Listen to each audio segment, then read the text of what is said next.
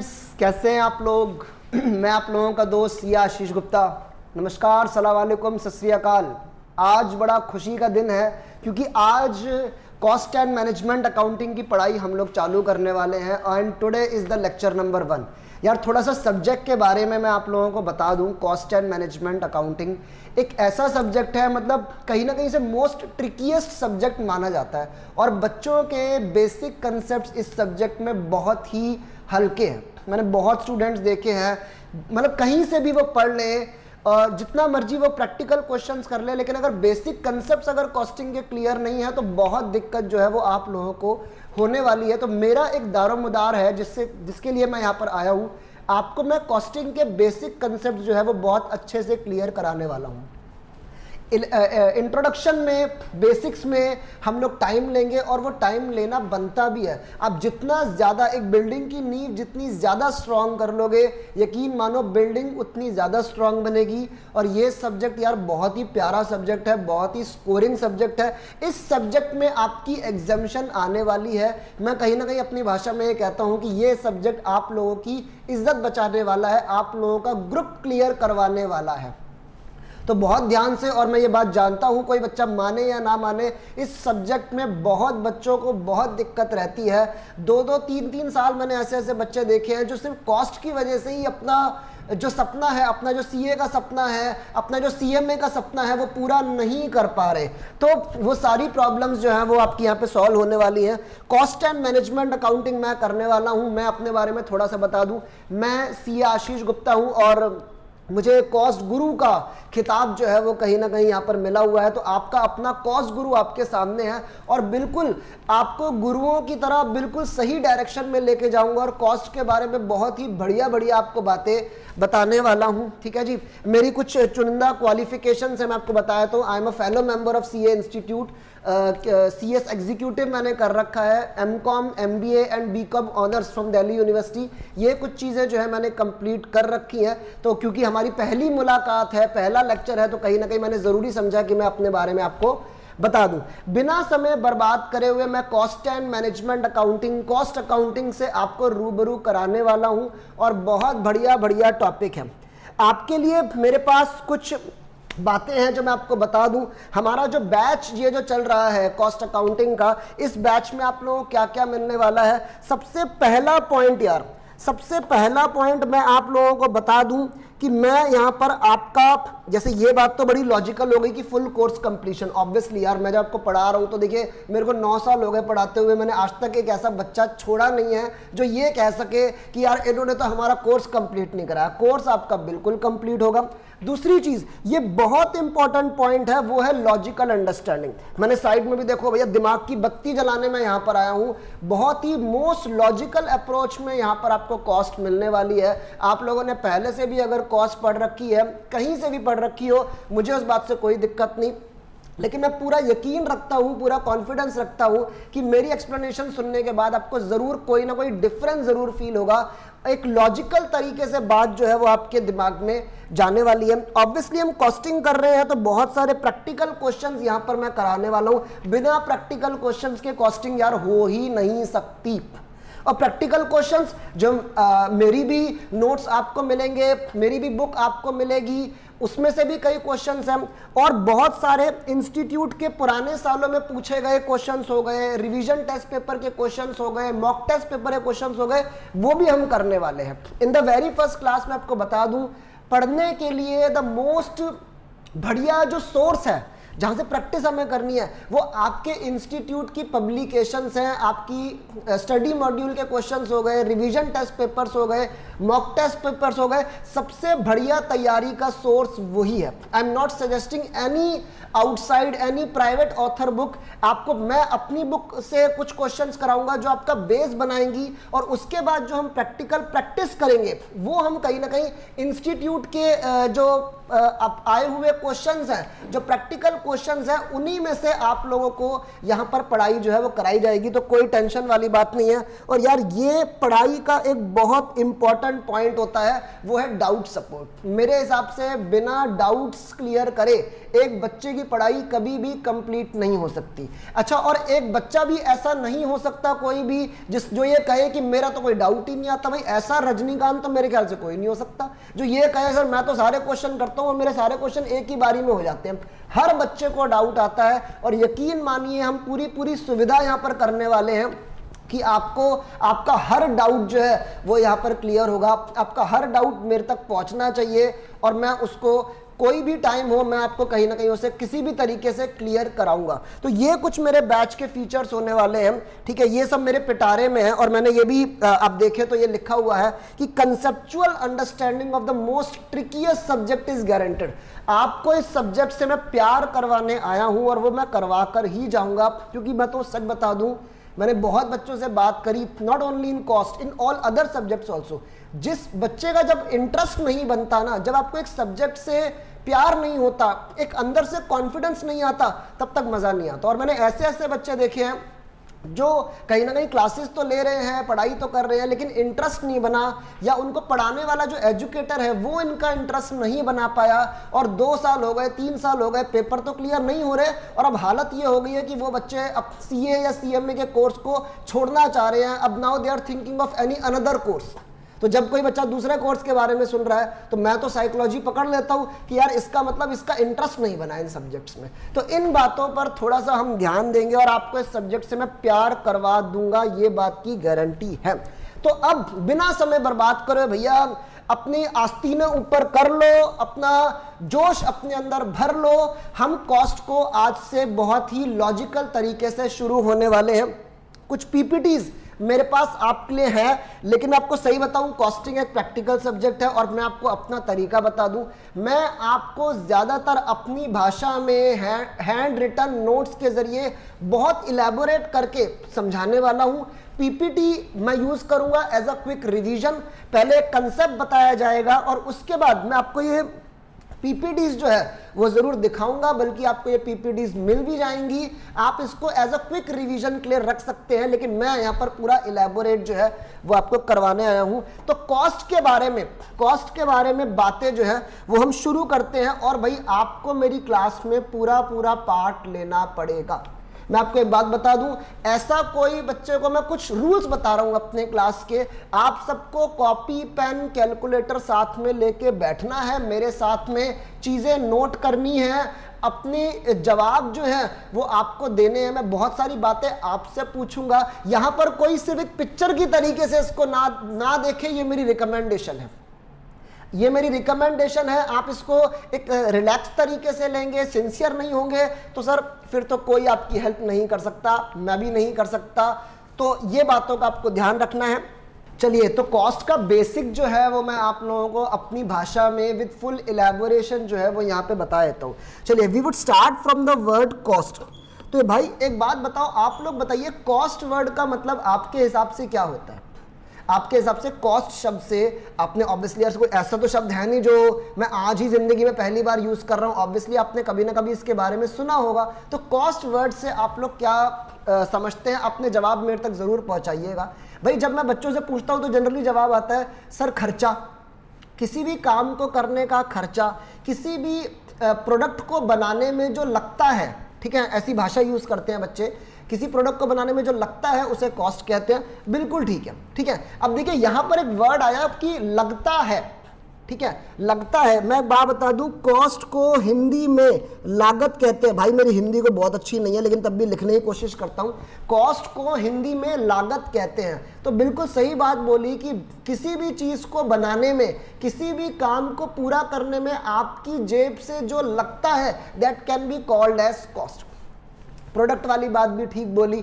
अच्छा, कई बच्चे ये कह रहे हैं कि सर किसी भी चीज की प्राइस, तो मैं सही बताऊं तो ऐसे में मैं थोड़ा सा टोक देता हूं बच्चों को, क्योंकि प्राइस वर्ड जो है वो जनरली डिनोट करता है सेलिंग प्राइस। प्राइस जो शब्द है वो सेलिंग प्राइस को डिनोट कर रहा है। आप मुझे बताइए, अपने दिल पे हाथ रख के अपने आप से पूछिए कि क्या कॉस्ट और सेलिंग प्राइस एक शब्द है? क्या कॉस्ट और सेलिंग प्राइस एक शब्द है भाई, हाँ या ना? मेरे ख्याल से तो नहीं। कॉस्ट जो है और सेलिंग प्राइस एक शब्द नहीं है, तो cost is not equal to selling price. भाई कॉस्ट और सेलिंग प्राइस में अंतर क्या है बताओ? कॉस्ट और सेलिंग प्राइस में अंतर क्या है? कॉस्ट और सेलिंग प्राइस में अंतर होता है प्रॉफिट मार्जिन का, ठीक है ना? सो जब भी आप कॉस्ट आपसे कोई पूछ रहा है, कॉस्ट आप एक्सप्लेन कर रहे हैं, so please don't use the word price, don't use the word selling price. मैं आपको इतना तैयार करने वाला हूं कि आप सिर्फ अपने एग्जाम के लिए नहीं, देखिए आप, मैं हमेशा ये कहता हूं कि बेटा अब आपको अपनी पूरी जिंदगी एज CA जीनी है, तो आपको प्रोफेशनल हमेशा रहना है। कल को आप बड़े बड़े लोगों के बीच में बात करोगे, ठीक है ना, इंटरव्यू दोगे, तो आपको चीज को एक्सप्लेन करना भी मेरे को सिखाना है। तो जब भी कोई बात कर रहे हो तो प्लीज कॉस्ट के लिए प्राइस वर्ड कभी भी यूज मत करना। So now I am giving you a definition, ठीक है ना? और डेफिनेशन कभी भी मैं चतुर रामलिंगम वाली डेफिनेशन नहीं लूंगा, मैं आपको सही बता रहा हूं। अब ये प्रोफेशनल एग्जामिनेशन है, आप यहां पर चीजों को समझना ज्यादा जरूरी है, एक बुकिश डेफिनेशन का रट्टा हमें नहीं मारना, ठीक है जी। चलिए, सो अब मैं वर्ड ले रहा हूं यहां पर कॉस्ट, ठीक है? तो अभी जो मैंने बोला वही लिखने वाला हूं, देखिए। और अपनी भाई साथ साथ नोटिंग होनी चाहिए, नोटिंग साथ साथ होनी चाहिए।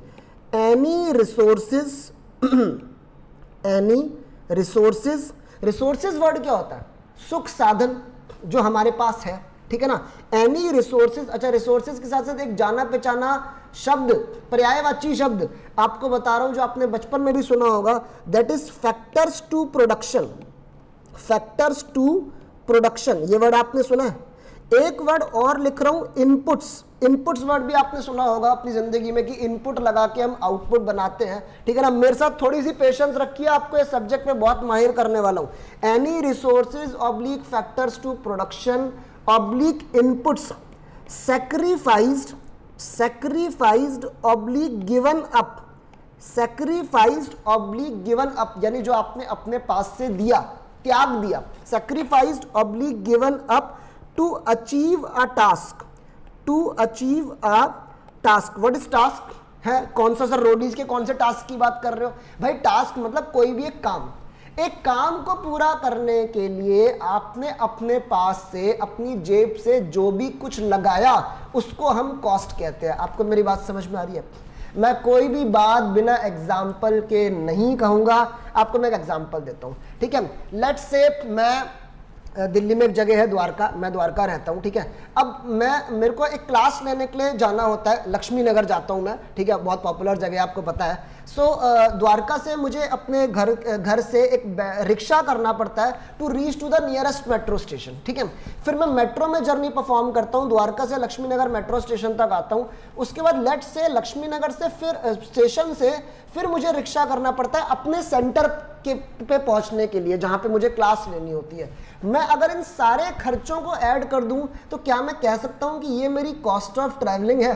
बिल्कुल कॉस्ट ऑफ ट्रैवलिंग ही तो है भाई। तो देखा जाए तो जिंदगी के हर काम में कुछ ना कुछ कॉस्ट तो लगती ही है, ठीक है? तो ये एक सब्जेक्ट ऐसा है जो आपके जिंदगी के हर पायदान पर होता है, आपको एक कंसंट्रेटिव माइंड प्रोवाइड करेगा, आपको कैलकुलेशंस करने में कहीं ना कहीं स्ट्रांग करेगा ये, ठीक है? तो भाई हर काम में कहीं ना कहीं कॉस्ट है। क्या आपको कॉस्ट वर्ड का मतलब समझ में आया? किसी भी काम को करने में हमें जो लगता है हम उसको लागत कह लेते हैं। चलिए थोड़ा सा आगे बढ़ता हूं बच्चे। अब मैं एक कॉस्टिंग वर्ड की मतलब लिख रहा हूं, ठीक है? अब मैंने कॉस्ट का लिखा था, अब मैं कॉस्टिंग का लिख रहा हूं। बच्चे जब मैं पूछता हूं बेटा कॉस्ट क्या होती है, तो कह रहे हैं सर एक प्रोडक्ट को बनाने में जो भी लगता है उसे हम कॉस्ट कहते हैं। मेरा उन बच्चों से एक सवाल है, भाई प्रोडक्ट ही क्यों कह रहे हो? एक बात बताओ, काम तो सर्विसेज के भी होते हैं, क्या सर्विस का काम फ्री में होता है? अगर मैं एक सर्विस का काम खोल के बैठा हूं, अगर मैं आपको, जैसे अभी हम क्या कर रहे हैं, क्या मैं आपको कोई प्रोडक्ट बेच रहा हूं? नहीं सर, ऑब्वियसली एक सर्विस दे रहा हूं। तो क्या हमारी कोई कॉस्ट नहीं है? मेरी कोई कॉस्ट नहीं है? बिल्कुल है। सो प्लीज आगे से जब भी आप कॉस्टिंग को किसी को एक्सप्लेन कर रहे हैं, so don't use only products, use service also. तो प्रोडक्ट को बनाने में या सर्विस को देने में जो भी खर्चा आता है वो कैलकुलेट करना एक तरीके से हमारा काम है, वो कैलकुलेट करना एक तरीके से कॉस्ट है। तो वही हम लिखेंगे और आप लोग भी साथ साथ नोट करिए, ascertainment of cost. What is ascertainment? क्या होता है यार? एसेटेनमेंट होता है पता लगाना, ascertainment of cost of producing a product. Ascertainment का किसी को अगर लिखना हो, देखिए नोट्स अपने हिसाब से बनाइएगा। एसरटेनमेंट वर्ड का मतलब होता है फाइंड आउट कर लेना, कैलकुलेट कर लेना। Ascertainment of cost of producing a product oblique rendering a service, ठीक है ना। थोड़ी सी देखिए मेरी क्लास इलेबोरेट होगी लेकिन बहुत लॉजिकल होगी, ठीक है ना।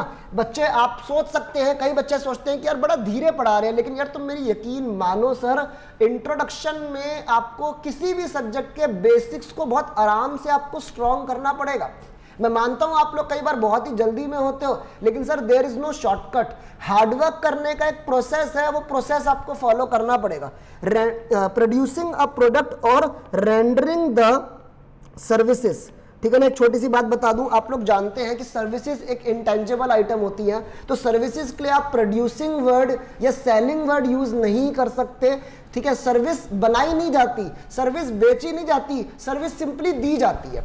तो मेरी इस पूरी लाइन का मतलब क्या हो गया कि एक प्रोडक्ट को बनाने में या सर्विस को देने में जो खर्चा आता है, जो लागत आती है, वो कैलकुलेट करना हमारा इस सब्जेक्ट का काम है।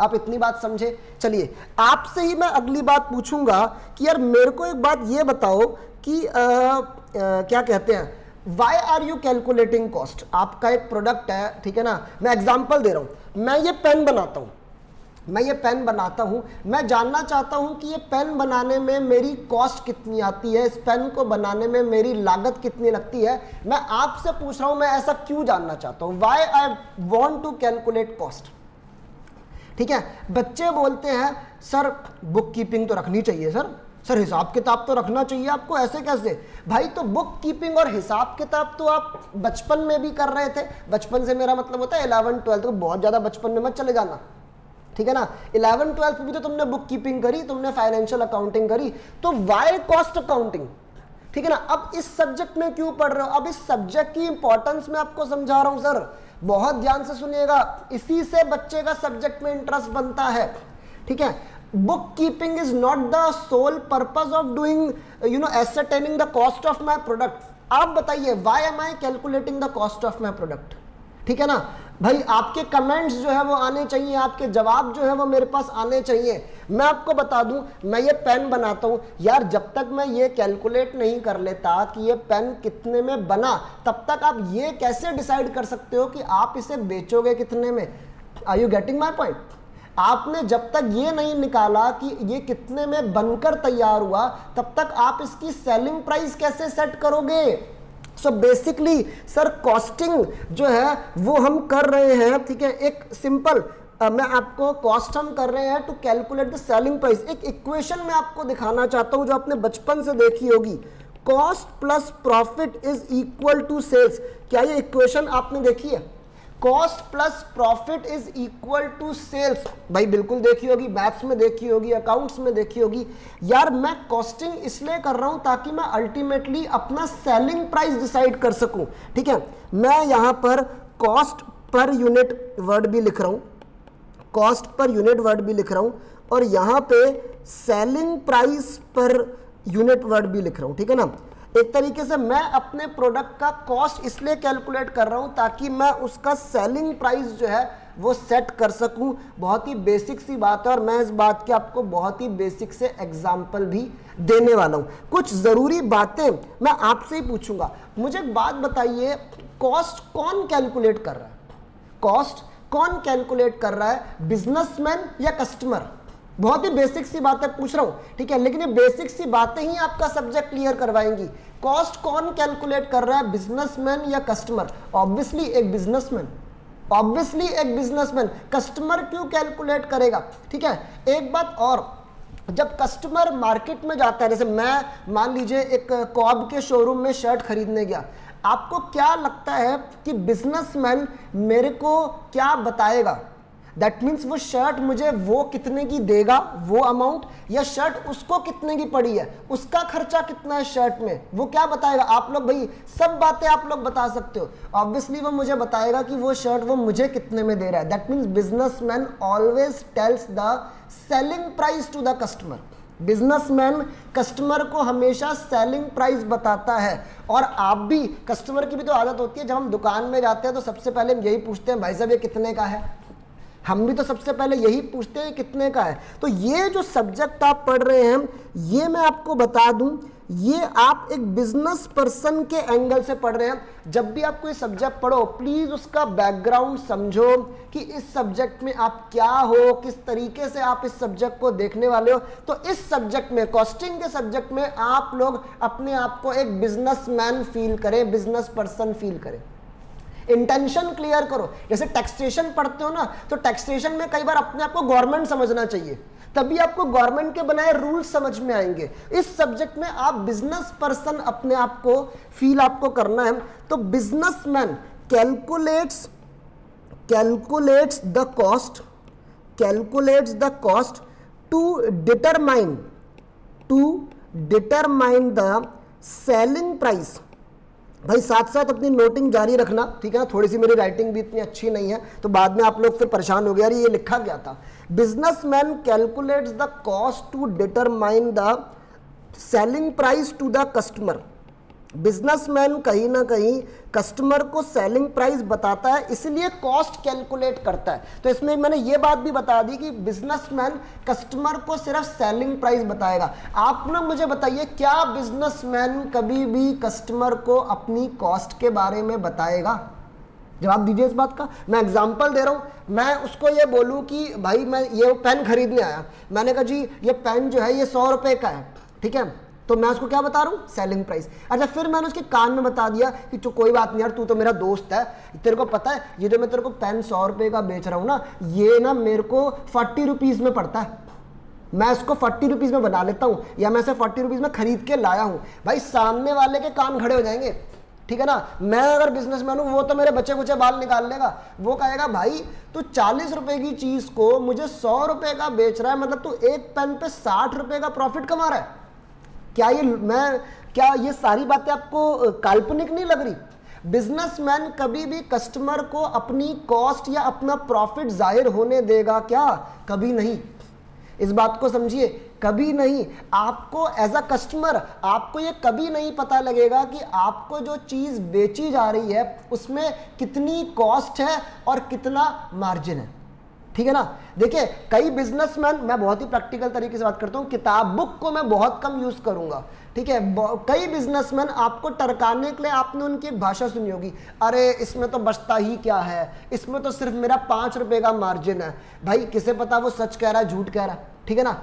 अब तो एज अ कस्टमर आप कभी ये नहीं जांच पाओगे कि वो जो आपको चीज बेच रहा है वो उस अमाउंट को उसने कैसे कैलकुलेट किया है, ठीक है ना। मैं जो आपको बता रहा हूं इसमें बहुत सारी आने वाले कई सारी बातें छुपी हुई हैं, ठीक है। तो बिजनेसमैन कस्टमर को सेलिंग प्राइस बताता है, ठीक है। Never mentions the cost and profit also. ना कॉस्ट बताता है ना प्रॉफिट बताता है, ठीक है ना। ऐसा कभी हुआ है, जैसे मैं एग्जांपल देता हूं कि नेस्ले कंपनी मैगी बेचती है, तो नेस्ले कंपनी जैसे आज की तारीख में मेरे ख्याल से एक पैकेट जो है 12 रुपए का आता है। तो कभी ऐसा हुआ है कि उसने कहीं ना कहीं न्यूज में या अखबार में ये बात दी हो कि जो हम 12 रुपए का पैकेट बेच रहे हैं वो तो असल में हमारे को 4 रुपए का पड़ता है। और जूते पड़ेंगे उन लोगों को, भाई ऐसा क्यों बताएंगे वो, ऐसा वो कस्टमर को क्यों बताएंगे? बात समझो, बिजनेसमैन के इंटेंशन को समझो। यहां पर आपको मैं बहुत अंदर की बातें बताने वाला हूं। तीसरा पॉइंट बिजनेसमैन के लिए, भाई अगर मैं हमेशा सिंपल सी बात लिख रहा हूं, it is very risky to fix the selling price. अपने प्रोडक्ट का, अपने काम का सेलिंग प्राइस फिक्स कर देना बिफोर कैलकुलेटिंग द कॉस्ट।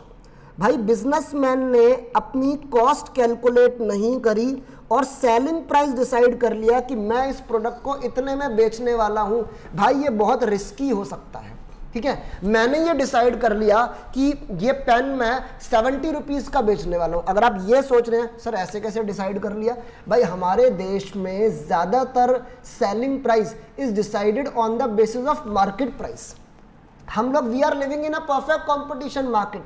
हम देखते हैं कि साथ वाली दुकानदार कितने का सामान बेच रहा है, यार चलो वो 75 का बेच रहा है, मैं काम करता हूं मैं 70 का बेच लेता हूं, ठीक है। तो एक डिमांड लॉ का दिमाग में आता है हमारे, है ना, कि यार उसका महंगा माल है, मेरा सस्ता माल है, कस्टमर मेरे पास ज्यादा आएंगे। अब ठीक है, मैंने ये डिसाइड कर लिया, लेकिन सही बताऊं तो वो मान लीजिए वो पेन कहीं से खरीद के लाता है, लेट मी, वो he is a trader. Trader क्या होता है? खरीदने बेचने वाला। आई एम अ मैन्युफैक्चरर, मैं ये पेन बनाता हूं। अब मेरे बनाने के खर्चे अलग हो सकते हैं उसके खरीदने के खर्चों से, so how can I follow the same price as his. समझ रहे हो बात को? अच्छा, मैंने डिसाइड कर लिया कि मैं अपना पेन 70 का बेचूंगा, ठीक है। उस टाइम पे मेरे पास कोई अकाउंटेंट नहीं था।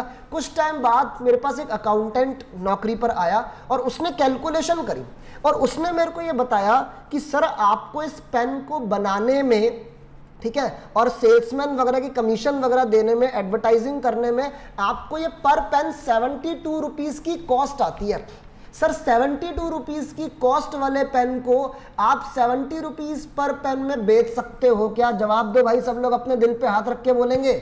72 रुपीज पर पेन की कॉस्ट वाले पेन को क्या आप 70 रुपीज में बेच सकते हो? नहीं भाई, क्या कर रहे हो? ऐसे तो नुकसान में जाओगे।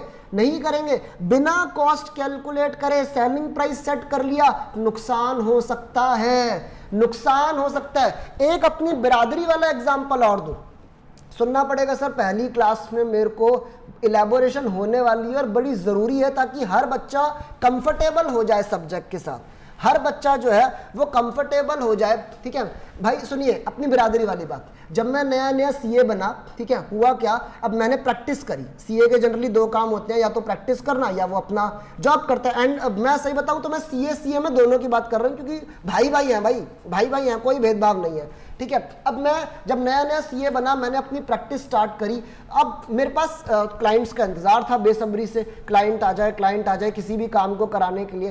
तो एक क्लाइंट आया, उसने कहा जी इनकम टैक्स रिटर्न भरवानी है, मुझे अपने फादर की इनकम टैक्स रिटर्न भरवानी है। सही बताऊं तो क्लाइंट भी बड़े चालू होते हैं, ठीक है, कस्टमर है ना, कस्टमर का एक बेसिक सा धर्म होता है सस्ते से सस्ते में काम करवाना। वो, और बताओ ये बातें आपको भी सुनने को मिलेंगी जब आप सीए बन जाएंगे।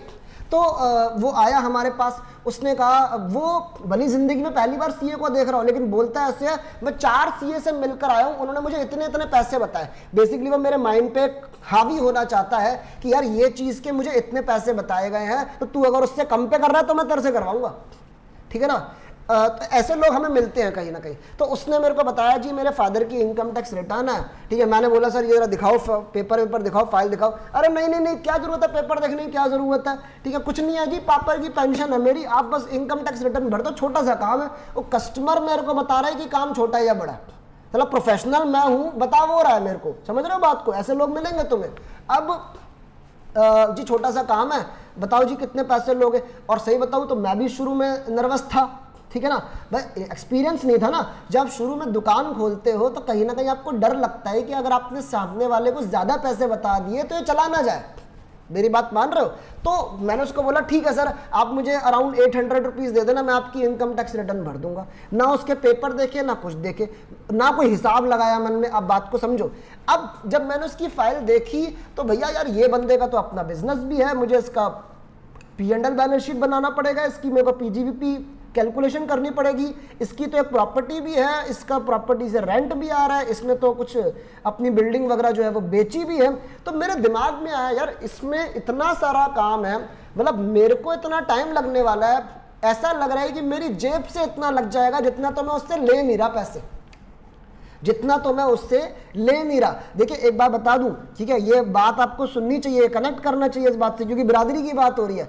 हमारी मेन कॉस्ट होती है हमारा टाइम, हमारी मेन कॉस्ट होती है हमारा टाइम। लोग हमसे कहते हैं भाई तुम किस बात के पैसे ले रहे हो? भाई मैं अपने, सीधी सी बात है, जिंदगी में कोई कॉस्ट हो ना हो, एक कॉस्ट जरूर होती है, वो है अपॉर्चुनिटी कॉस्ट। मैं अपना टाइम लगा रहा हूं तेरे काम में, उसकी मैं चाहता तो उसकी जगह कुछ और कर लेता, कुछ भी कर लेता, वो कुछ नहीं मिलता यार, मैं डेट पे चला जाता, कुछ भी करता मैं, ठीक है। तो हर चीज में कॉस्ट है।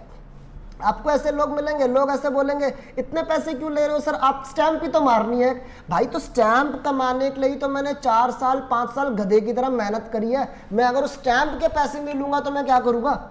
मेरी बात समझ रहे हो?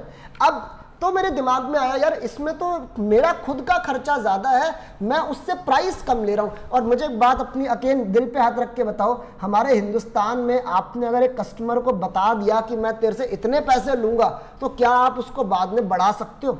आप उसे बोल सकते हो नहीं नहीं नहीं नहीं सर वो तो गलत हो गया था, मैंने ढंग से देखा नहीं, इसमें तो आपका 800 नहीं, इसमें तो आपको मुझे 2500 रुपये देने पड़ेंगे, 2500। सामने वाला नहीं मानेगा, वो सोचेगा ये फ्रॉड है, इसको नहीं पता है, हटाओ, वो सारा काम मेरे से ले लेगा।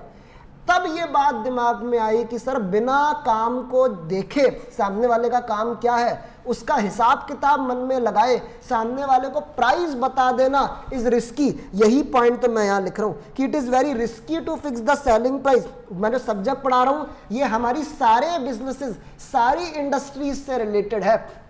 आपको अभी तक बात समझ में आई?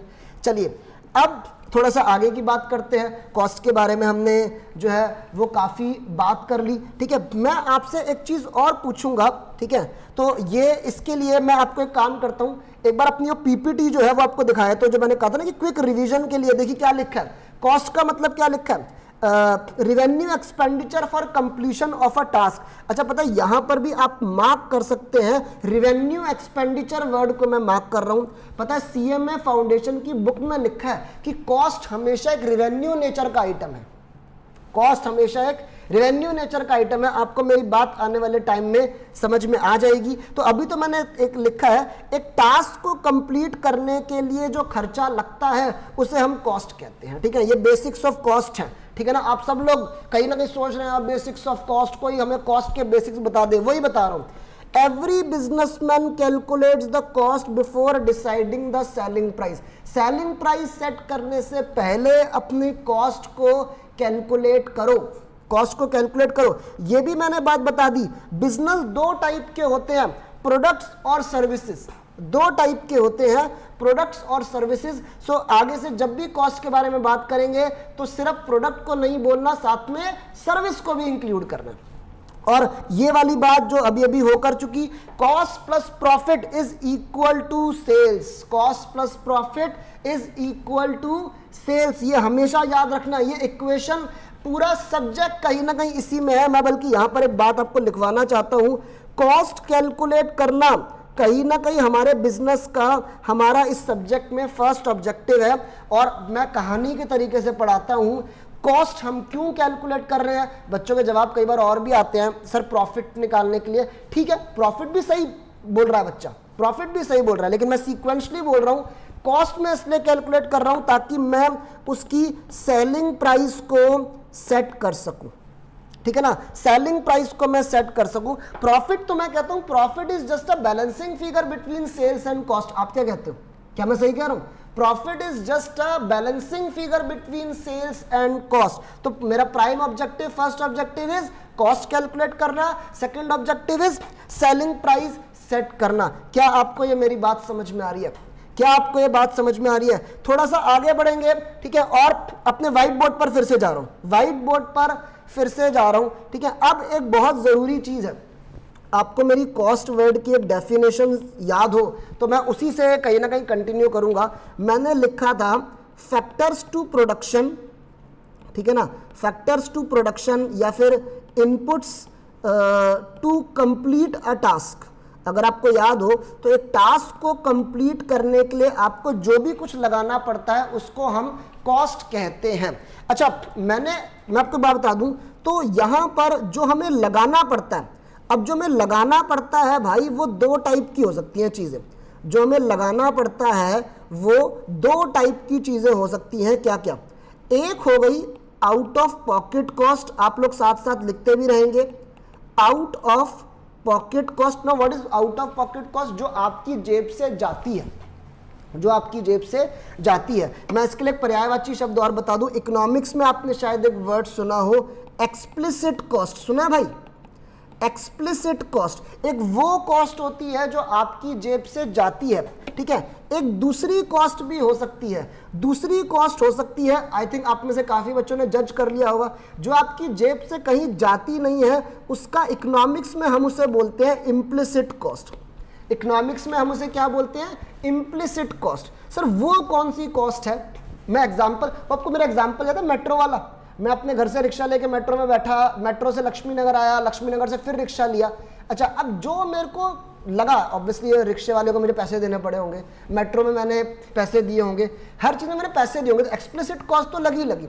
अब मैं ये सोच रहा हूँ कि क्या यार, मैं द्वारका से लक्ष्मी नगर जा रहा हूँ, मेरे को अराउंड क्या कहते हैं 1.5 घंटा 1.5 आवर्स मुझे लगे, इससे अच्छा तो इतना टाइम मैंने लगाया, इससे अच्छा तो मैं अपने घर पे बैठ के कुछ शेयर्स की ट्रेडिंग कर लेता, मेरे को 5,000 रुपीज़ का फ़ायदा हो जाता। मैं सोच रहा हूँ कि यार ये 5,000 रुपीज़ का मुझे फ़ायदा नहीं हो पाया, तो this is my cost, this is my cost, this is my loss, and I am including in this my cost of travelling. मेरी बात समझ रहे हो? तो जो नहीं मिल पाया उसको इम्प्लिसिट कॉस्ट कहते हैं। और मैं आपको एक बात बता दूं, इसके लिए मैं एक डिफरेंट कलर में एक ऑल्टरनेटिव वर्ड लिख रहा हूं जो आपने बहुत बार सुना होगा, दैट इज अपॉर्चुनिटी कॉस्ट। और थोड़ी देर पहले मैंने इस बात को बोला भी, opportunity cost. So opportunity cost word का क्या मतलब होता है? क्या कहते हैं, बेनिफिट फॉरगॉन। अगर कोई बेनिफिट अगर आपने छोड़ दिया या आपसे छूट गया तो उसको अपॉर्चुनिटी कॉस्ट कहते हैं। तो मैं ये सोच रहा हूं कि यार वही मैं मेट्रो में आया, तो आपको मैं एक बात बता दूं, कॉस्ट इस सब्जेक्ट में हम एक्सप्लिसिट कॉस्ट भी देखेंगे और इम्प्लिसिट कॉस्ट भी देखेंगे। अब मैं अपने मुद्दे पर आ रहा हूं, जो मेरा अभी मुद्दा है।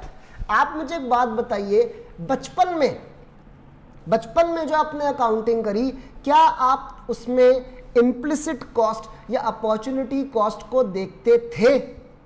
हिंट दे दूं मैं, बचपन में जो पहली बात तो जो आपने अकाउंटिंग पढ़ी है, that was called as financial accounting.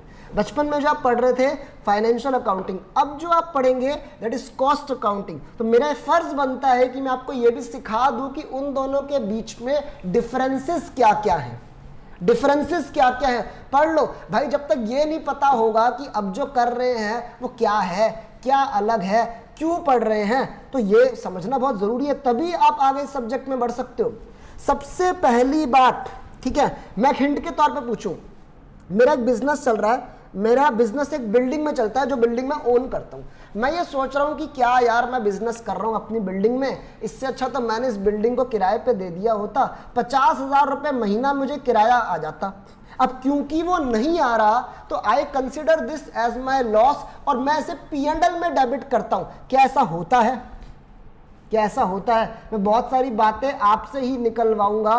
क्या बचपन में हम जो फायदा हमें नहीं हो पाया उसको लॉस मान के क्या हम उसे अपने P&L में डेबिट कर लेते थे? सर नहीं करते थे। Financial accounting was on accrual basis, मतलब जो होता था वो लिखते थे, जो नहीं हुआ उसे नुकसान मान के नहीं लिख लेते थे। मेरी बात समझ रहे हो? अब वो समय आ गया है, I am just giving you the difference between financial accounting and cost accounting. और सर अब जो मैं करा रहा हूं दिस इज वेरी इंपॉर्टेंट, इसके प्रैक्टिकल क्वेश्चंस भी हो सकते हैं, ये थ्योरेटिकल भी ये पूछा जा सकता है, ठीक है, और प्रैक्टिकल भी। हमारे पास एक आने वाले टाइम में एक टॉपिक है, reconciliation between financial accounting and cost accounting in the very first class. ठीक है, मैं आपको एक ऐसी चीज बता रहा हूं जो आपको आने वाले एक चैप्टर में काम आने वाली है। रिकंसिलेशन का मतलब होता है मिलाना, आपने BRS किया होगा। तो दो चीजों को मिलाने से पहले ये तो समझ लो कि इन दोनों के डिफरेंसेस क्या क्या है। So from my earlier definition, from my this definition, I am just telling you financial accounting does not consider opportunity cost. Financial accounting does not consider opportunity cost. Cost accounting considers opportunity cost. Cost accounting में opportunity cost आती है, financial accounting में नहीं आती। क्या आप मेरी बात समझ रहे हो? आप मेरी बात को समझ रहे हो? मैं आपको एक बात बता दूं, सर अगर बच्चा पूछता है सर कॉस्ट अकाउंटिंग में अपॉर्चुनिटी कॉस्ट क्यों देखते हो, मतलब जो हुआ ही नहीं, आप उससे सोच रहे हो। एक्चुअली सर कॉस्ट अकाउंटिंग में आपको फैसले लेने होते हैं, ये करूं या ना करूं।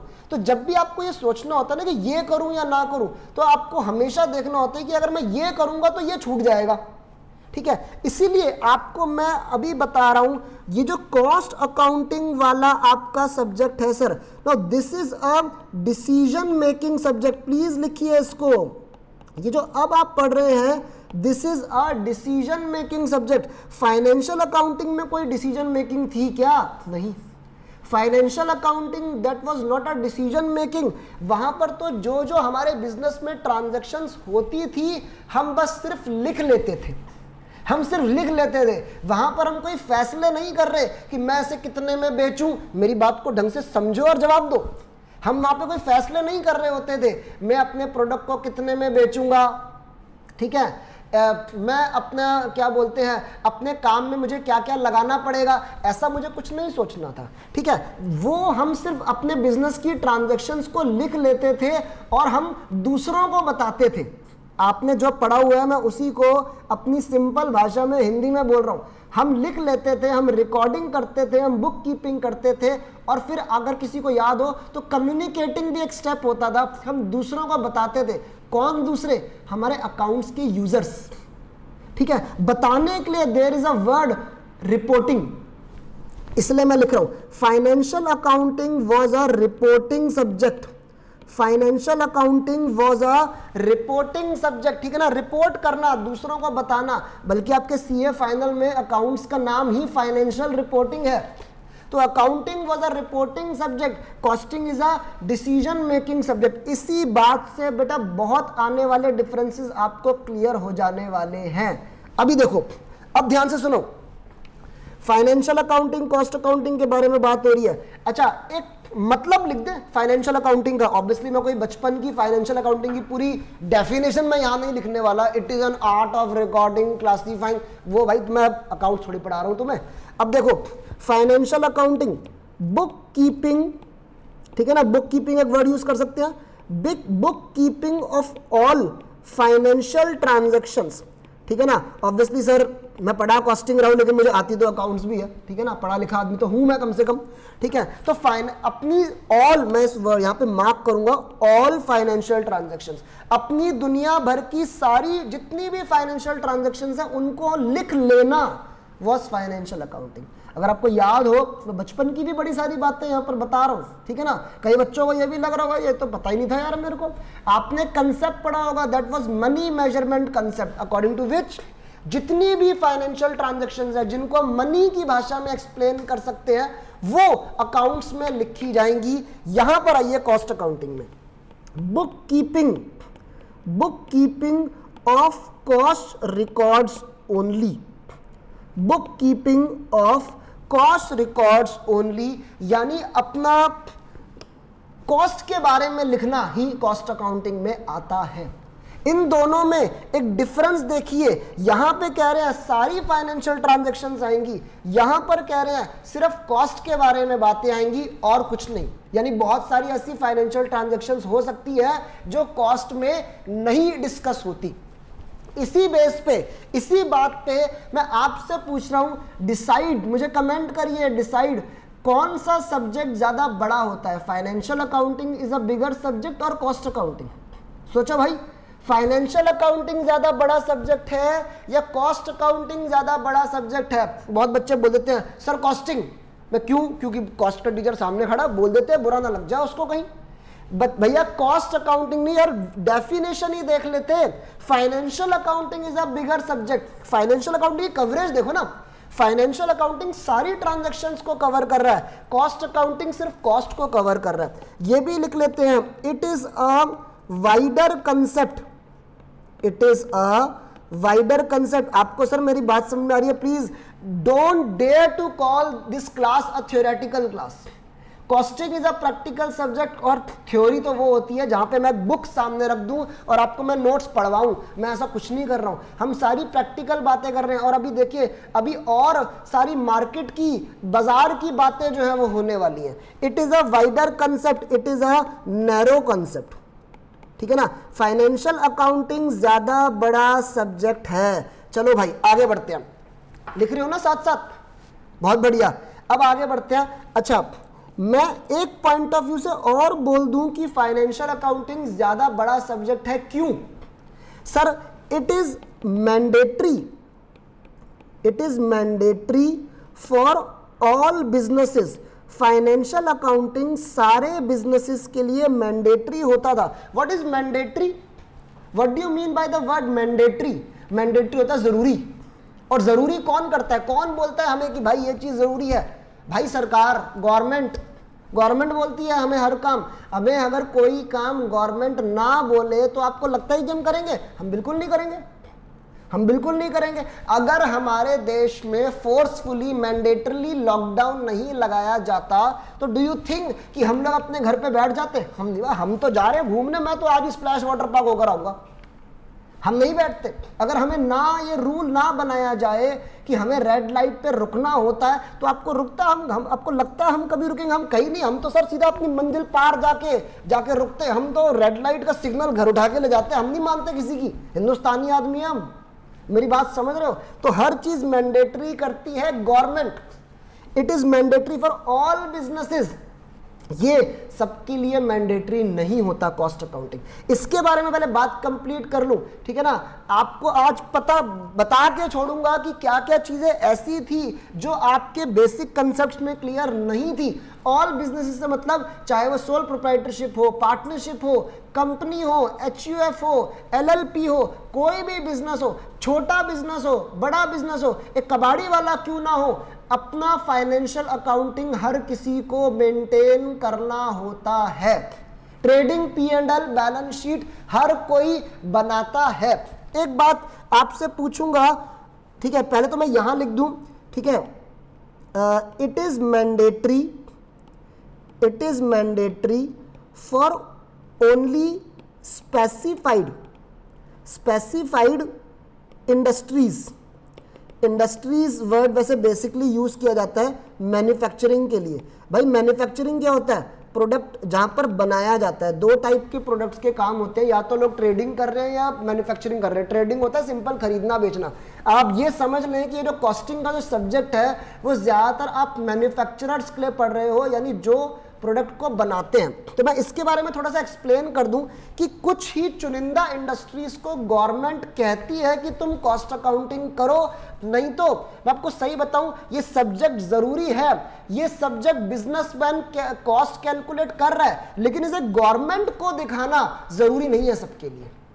गवर्नमेंट को दिखाना जरूरी नहीं है, ठीक है। जैसे आप अगर एग्जांपल देता हूं कि सर ये कब हो सकता है, ठीक है। अब जैसे एक कंपनीज एक्ट में सेक्शन है, section 143, that is relating to cost audit. तो कुछ बहुत ही बड़ी इंडस्ट्रीज को सरकार ने बोल रखा है कि तुम्हें कॉस्ट ऑडिट कराना पड़ेगा। स्पेशल इंस्ट्रक्शंस भी गवर्नमेंट दे सकती है। जैसे एग्जांपल देता हूं कि कुछ सालों पहले से हुआ था कि जो दिल्ली के चीफ मिनिस्टर साहब हैं अरविंद केजरीवाल साहब, उन्होंने ये बोला था कि दिल्ली में जो बिजली कंपनियां हैं ये बहुत ही महंगी बिजली देती हैं, तो मैं इनका ऑडिट करवाऊंगा, मैं इनका कॉस्ट ऑडिट करवाऊंगा। आपको प्रैक्टिकली बता रहा हूं।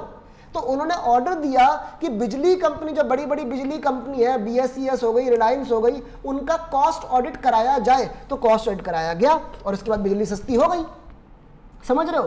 तो ये कुछ ही खास बिजनेसेस को हिदायत दी जा सकती है, ऑर्डर दिया जा सकता है कि तुम कॉस्ट अपनी गवर्नमेंट को शो करोगे, नहीं तो देयर इज नो रूल कि गवर्नमेंट को कॉस्ट को शो किया जाएगा।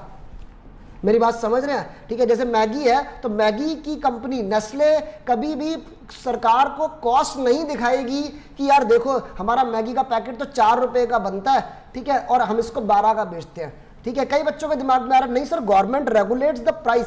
Sir government regulates the price, not the cost.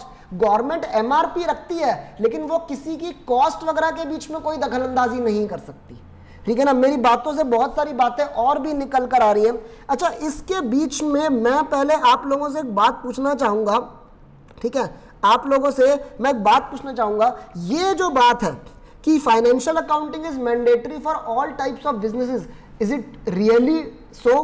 क्या सबके लिए मैंडेटरी होती है? मैं आपसे पूछूंगा, कल को मैं एक दुकान खोल लेता हूं, क्या दुकान खोलते ही मेरे ऊपर कोई डंडा है? क्या पुलिस आ जाएगी कि भैया तूने अकाउंट्स क्यों नहीं बनाया, तूने अभी तक ट्रेडिंग P&L बैलेंस शीट क्यों नहीं बनाया, तूने जर्नल क्यों नहीं बनाया? क्या ऐसा होगा? मैं ये पूछना चाहता हूं कि आपने क्या पढ़ाई कर रखी है कि बिजनेस फाइनेंशियल अकाउंटिंग मैंडेटरी है? ये कौन कहता है? कौन कहता है? सर गवर्नमेंट कहती है। भाई गवर्नमेंट तो सभी कहती है।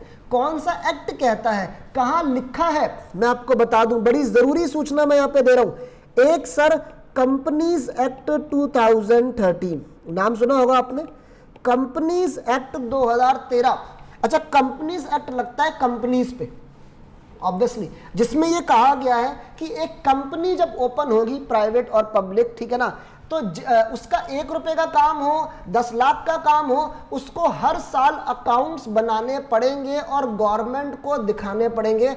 मैं आपको बकायदा बता दूं क्योंकि मैं प्रैक्टिस में हूं, तो हर साल कंपनी के अकाउंट्स बनते हैं, उसको एक सीए से ऑडिट कराया जाता है और गवर्नमेंट के पास एमसीए की वेबसाइट पे हम उसको ऑनलाइन उसकी फाइलिंग करते हैं। तो ये एक्ट तो हो गया कंपनीज के लिए मैंडेटरी। अच्छा, कंपनीज के अलावा जो बिजनेस है, फॉर एग्जांपल सोल प्रोप्राइटरशिप है, पार्टनरशिप है, क्या इनको कोई नहीं कहता अकाउंट्स बनाने के लिए? इन्हें भी कहता है। इन्हें कहता है भाई इनकम टैक्स एक्ट 1961, पता है ना आप लोग? तो अभी बहुत बढ़िया इनकम टैक्स पढ़ कर चुके हो। इनकम टैक्स एक्ट 1961 ये क्या कहता है? ये क्या कहता है? आपने जरूर इस बात को पढ़ा होगा, आपके पीजीवीपी चैप्टर में सेक्शन 44AA के अंडर ये लिखा हुआ है, एक लिमिट्स दी गई है। एक बिजनेस जिसका पिछले 3 सालों में से किसी भी साल में उसका टर्नओवर 10 लाख को क्रॉस करेगा। मैं लिमिट्स में थोड़ा सा मैं कंफ्यूज हो रहा हूं, आप लोग इसे वेरीफाई कर सकते हो, आप लोग मेरे से ज्यादा जानते हो टैक्स के बारे में, ठीक है, कि पिछले 3 में से किसी भी साल में या तो टर्नओवर 10 लाख को क्रॉस करेगा या जो उसका प्रॉफिट है वो 1,20,000 को क्रॉस करेगा, ठीक है, तो दोनों में से कोई भी एक, तब इट इज मैंडेटरी कि जो बिजनेसमैन है उसको अकाउंट्स बना के गवर्नमेंट को दिखाने हैं। तो there is a limit, there is a income और सेल्स बेस्ड लिमिट कि इसको पार होने के बाद अकाउंट्स बनाने जरूरी है। ये नहीं कि जैसे ही आपका काम शुरू हुआ आपको अकाउंट्स बनाने जरूरी होते हैं।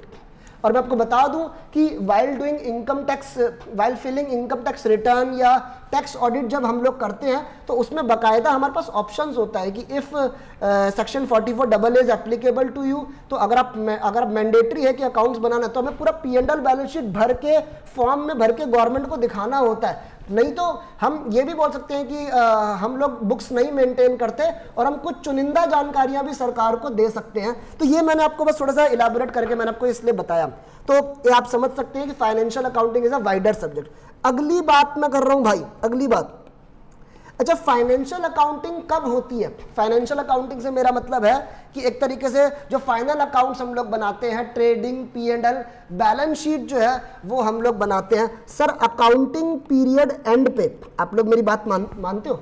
जब साल या क्वार्टर या 6 महीने जब खत्म होते हैं तब जाके अकाउंट्स बनता है। अभी तक आपने, सर अगर आप सोच रहे हो सर आप बड़ा धीरे धीरे करा रहे हो, भाई बहुत कुछ सुन लिया तुम लोगों ने। मुझे ये बताओ कॉस्ट अकाउंटिंग कब की जाती है? एक बिजनेसमैन कॉस्ट कब कैलकुलेट करता है? ठीक है ना, इस बारे में सोचें। और मैं आपको एक एग्जांपल देके बात को बोलूंगा। लेट्स से मैं एक पिक्चर देखने, मैं कबीर सिंह देखने हॉल में गया, ठीक है, बहुत बढ़िया पिक्चर है भाई, मैं उसको देखने गया, मैंने हॉल वाले से पूछा, क्या पूछा? सर इसका टिकट कितने की है? हॉल वाले ने मेरे को ये बोला, सर अभी बैठो, अभी बड़ी लंबी पिक्चर है, अभी पिक्चर का आनंद लो, ये अभी तक तो मैंने कैलकुलेट नहीं किया कि टिकट कितने की देनी है। क्या ऐसा होता है कभी? क्या ऐसा हो सकता है? सर उसको इसी बात से निकल कर आता है बिजनेसमैन को अपनी कॉस्ट और सेलिंग प्राइस पहले से निकाल के रखनी पड़ेगी। वो कस्टमर, मतलब यहां पर कस्टमर के आने के बाद या एक महीना या साल खत्म होने के बाद नहीं कैलकुलेट होगा कॉस्टिंग, बल्कि पहले से करने वाली एक चीज है, ठीक है। तो मैं यहां पे लिखूंगा कि इट इज डन, ठीक है, it is to be done in advance, it is to be done in advance. मैं यहां पे लिख दूं प्री डिटरमाइंड। आप मेरी बात मान रहे हो नहीं मान रहे? भाई दिल पे हाथ रख के कोई नहीं मान रहा तो बोल दे, ठीक है। पहले से कैलकुलेट करके रखो, ठीक है ना, कॉस्ट पहले से सेट करके रखो। कॉस्ट, प्रॉफिट कितना चार्ज करना है, ये प्रॉफिट कितना चार्ज करना है ये कस्टमर से पूछोगे क्या? प्रॉफिट कितना चार्ज करना है और इसके बेस पे अपनी सेलिंग प्राइस पहले से सेट करके रखो। तो कॉस्टिंग एक पहले से करने वाला सब्जेक्ट है, ठीक है ना। आप ये भी बोल सकते हैं कि it will be done in the beginning, लेकिन बिगनिंग से मेरा मतलब ये नहीं कि बिजनेस स्टार्ट होगा तब। देखा जाए तो ये ऑनगोइंग प्रोसेस है, ये जिंदगी भर चलता रहेगा, ये जिंदगी भर चलता रहेगा। अब जैसे मैंने 1990 में बिजनेस चालू किया, तो ये थोड़ी कि मैं 1990 में मैंने कॉस्ट डिसाइड कर ली, अपने प्रोडक्ट का सेलिंग प्राइस डिसाइड कर लिया और अब भैया 2000 क्या कहते हैं 21 आ चुका है, अभी तक मैं वही कॉस्ट और प्राइस फॉलो कर रहा हूँ। ऐसा थोड़ी हो सकता है यार, ऑब्वियसली। तो ये ऑनगोइंग चीज़ है, मैं यहाँ पे ये भी लिख दूँ, ठीक है ना। एक हम क्या बोलते हैं यहाँ पर, ऑनगोइंग ये चीज़ है, ये भी हम इस बात को कहीं ना कहीं लिख लेते हैं, ठीक है जी। चलिए स्टूडेंट्स, तो भाई एक डिफरेंस की और बात कर लें फाइनेंशियल, और जो बड़ा इंपॉर्टेंट डिफरेंस है और कहीं ना कहीं आप लोगों को अभी तक तो दिमाग में जज हो भी गया होगा, वो ये है, जैसे ये पीरियड, ये वाली बात हो गई। मुझे ये बताओ, अभी अभी बात हुई है कि अकाउंट्स में हमारे यूज़र्स होते थे। मैं कई बार बच्चों से पूछता हूँ कि अकाउंट्स क्या तुम सिर्फ अपने लिए बनाते हो? नहीं, अकाउंट्स में हमारे यूज़र्स भी होते हैं। कौन कौन से यूज़र्स होते थे, किसी को याद है? कौन कौन से यूज़र्स होते थे? सर इसमें एक्सटर्नल यूज़र्स भी आपके होते थे और इंटरनल यूज़र्स भी आपके होते थे। अच्छा, कॉस्टिंग के बारे में आप क्या कहोगे? यहाँ पर एक्सटर्नल यूज़र होते हैं या सिर्फ इंटरनल यूज़र होते हैं या दोनों होते हैं? भाई बताओ मेरे को। मैं अभी अभी बोल के चुका हूँ, जैसे एक बात और बोल दूँ आपके मुंह से जवाब निकलवाने के लिए, कि फाइनेंशियल अकाउंटिंग के रिजल्ट्स तो आपको पता होगा, तो अखबारों में भी छपते हैं। फाइनेंशियल अकाउंट्स के कई बड़ी बड़ी कंपनियों के जो P&L बैलेंस शीट है वो अखबारों में पब्लिश होते हैं। कॉस्टिंग में वही, क्या नेस्ले कंपनी अखबार में छाप के देगी कि हम 12 रुपए का जो पैकेट बेच रहे हैं वो 4 रुपए का बनता है? सर कॉस्टिंग बाहर वाले को बताने की ज़रूरत नहीं है भैया, सरकारों को नहीं बताया जाता। तो मैं बोल दूँ, यहाँ पे जो यूज़र्स हैं वो ओनली इंटरनल यूज़र्स हैं। आपको पूरा अच्छे से ढंग से फाइनेंशियल अकाउंटिंग और कॉस्ट अकाउंटिंग का डिफरेंस समझ में आया? समझ में आया सर? सारे पॉइंट्स हमने कहानी के तौर पे डिस्कस करे हैं, सारे प्रैक्टिकल एग्जांपल्स के साथ, बीच बीच में कई बातें करी हम लोगों ने। लेकिन आपको वही बोल रहा हूँ, इंट्रोडक्शन को अगर आप टाइम देंगे तो आपका सब्जेक्ट में इंटरेस्ट क्रिएट होगा। और ये बैकग्राउंड बन रहा है भाई, ये बैकग्राउंड बन रहा है, इसमें टाइम लगने दो, इसमें टाइम लगने दो, ठीक है। और अब ये आप लोगों के लिए पीपीटी, यहाँ पे आप लोगों के लिए यहाँ पे पीपीटी देखिए, बचपन वर्सेस आज। बचपन सर क्या? बचपन 11th 12th, बचपन वर्सेस आज, financial accounting, book keeping of all financial transactions, book keeping of cost records, mandatory for all business, mandatory for specified big manufacturers. अब पता है यहाँ पे मैं एक बात बोलना चाहता हूँ, स्पेसिफाइड बिग मैन्युफैक्चरर्स, ज्यादातर बड़े बड़े बिजनेस ही कॉस्टिंग करते हैं। बेसिकली सरकार बड़े बड़े बिजनेसेस से ही कॉस्टिंग मांगती है। मैं यहाँ पर आपको एक बात बोलूं, एक फर्ज करो नीचे एक सड़क, हमारे क्या कहते हैं, नीचे रोड पर एक चाय वाला बंदा बैठता है, ठीक है। अब वो चाय जो मैं गया उसके पास, उसने मेरे को बोला 70 रुपीज़, 70 रुपए की चाय। भाई मेरे सही में यार, मैं हैरान हो गया, भाई 70 रुपए की चाय बेच रहा है यार ये, ठीक है, कुछ ज़्यादा महंगी नहीं है, वो भी एक स्ट्रीट वेंडर के लिए।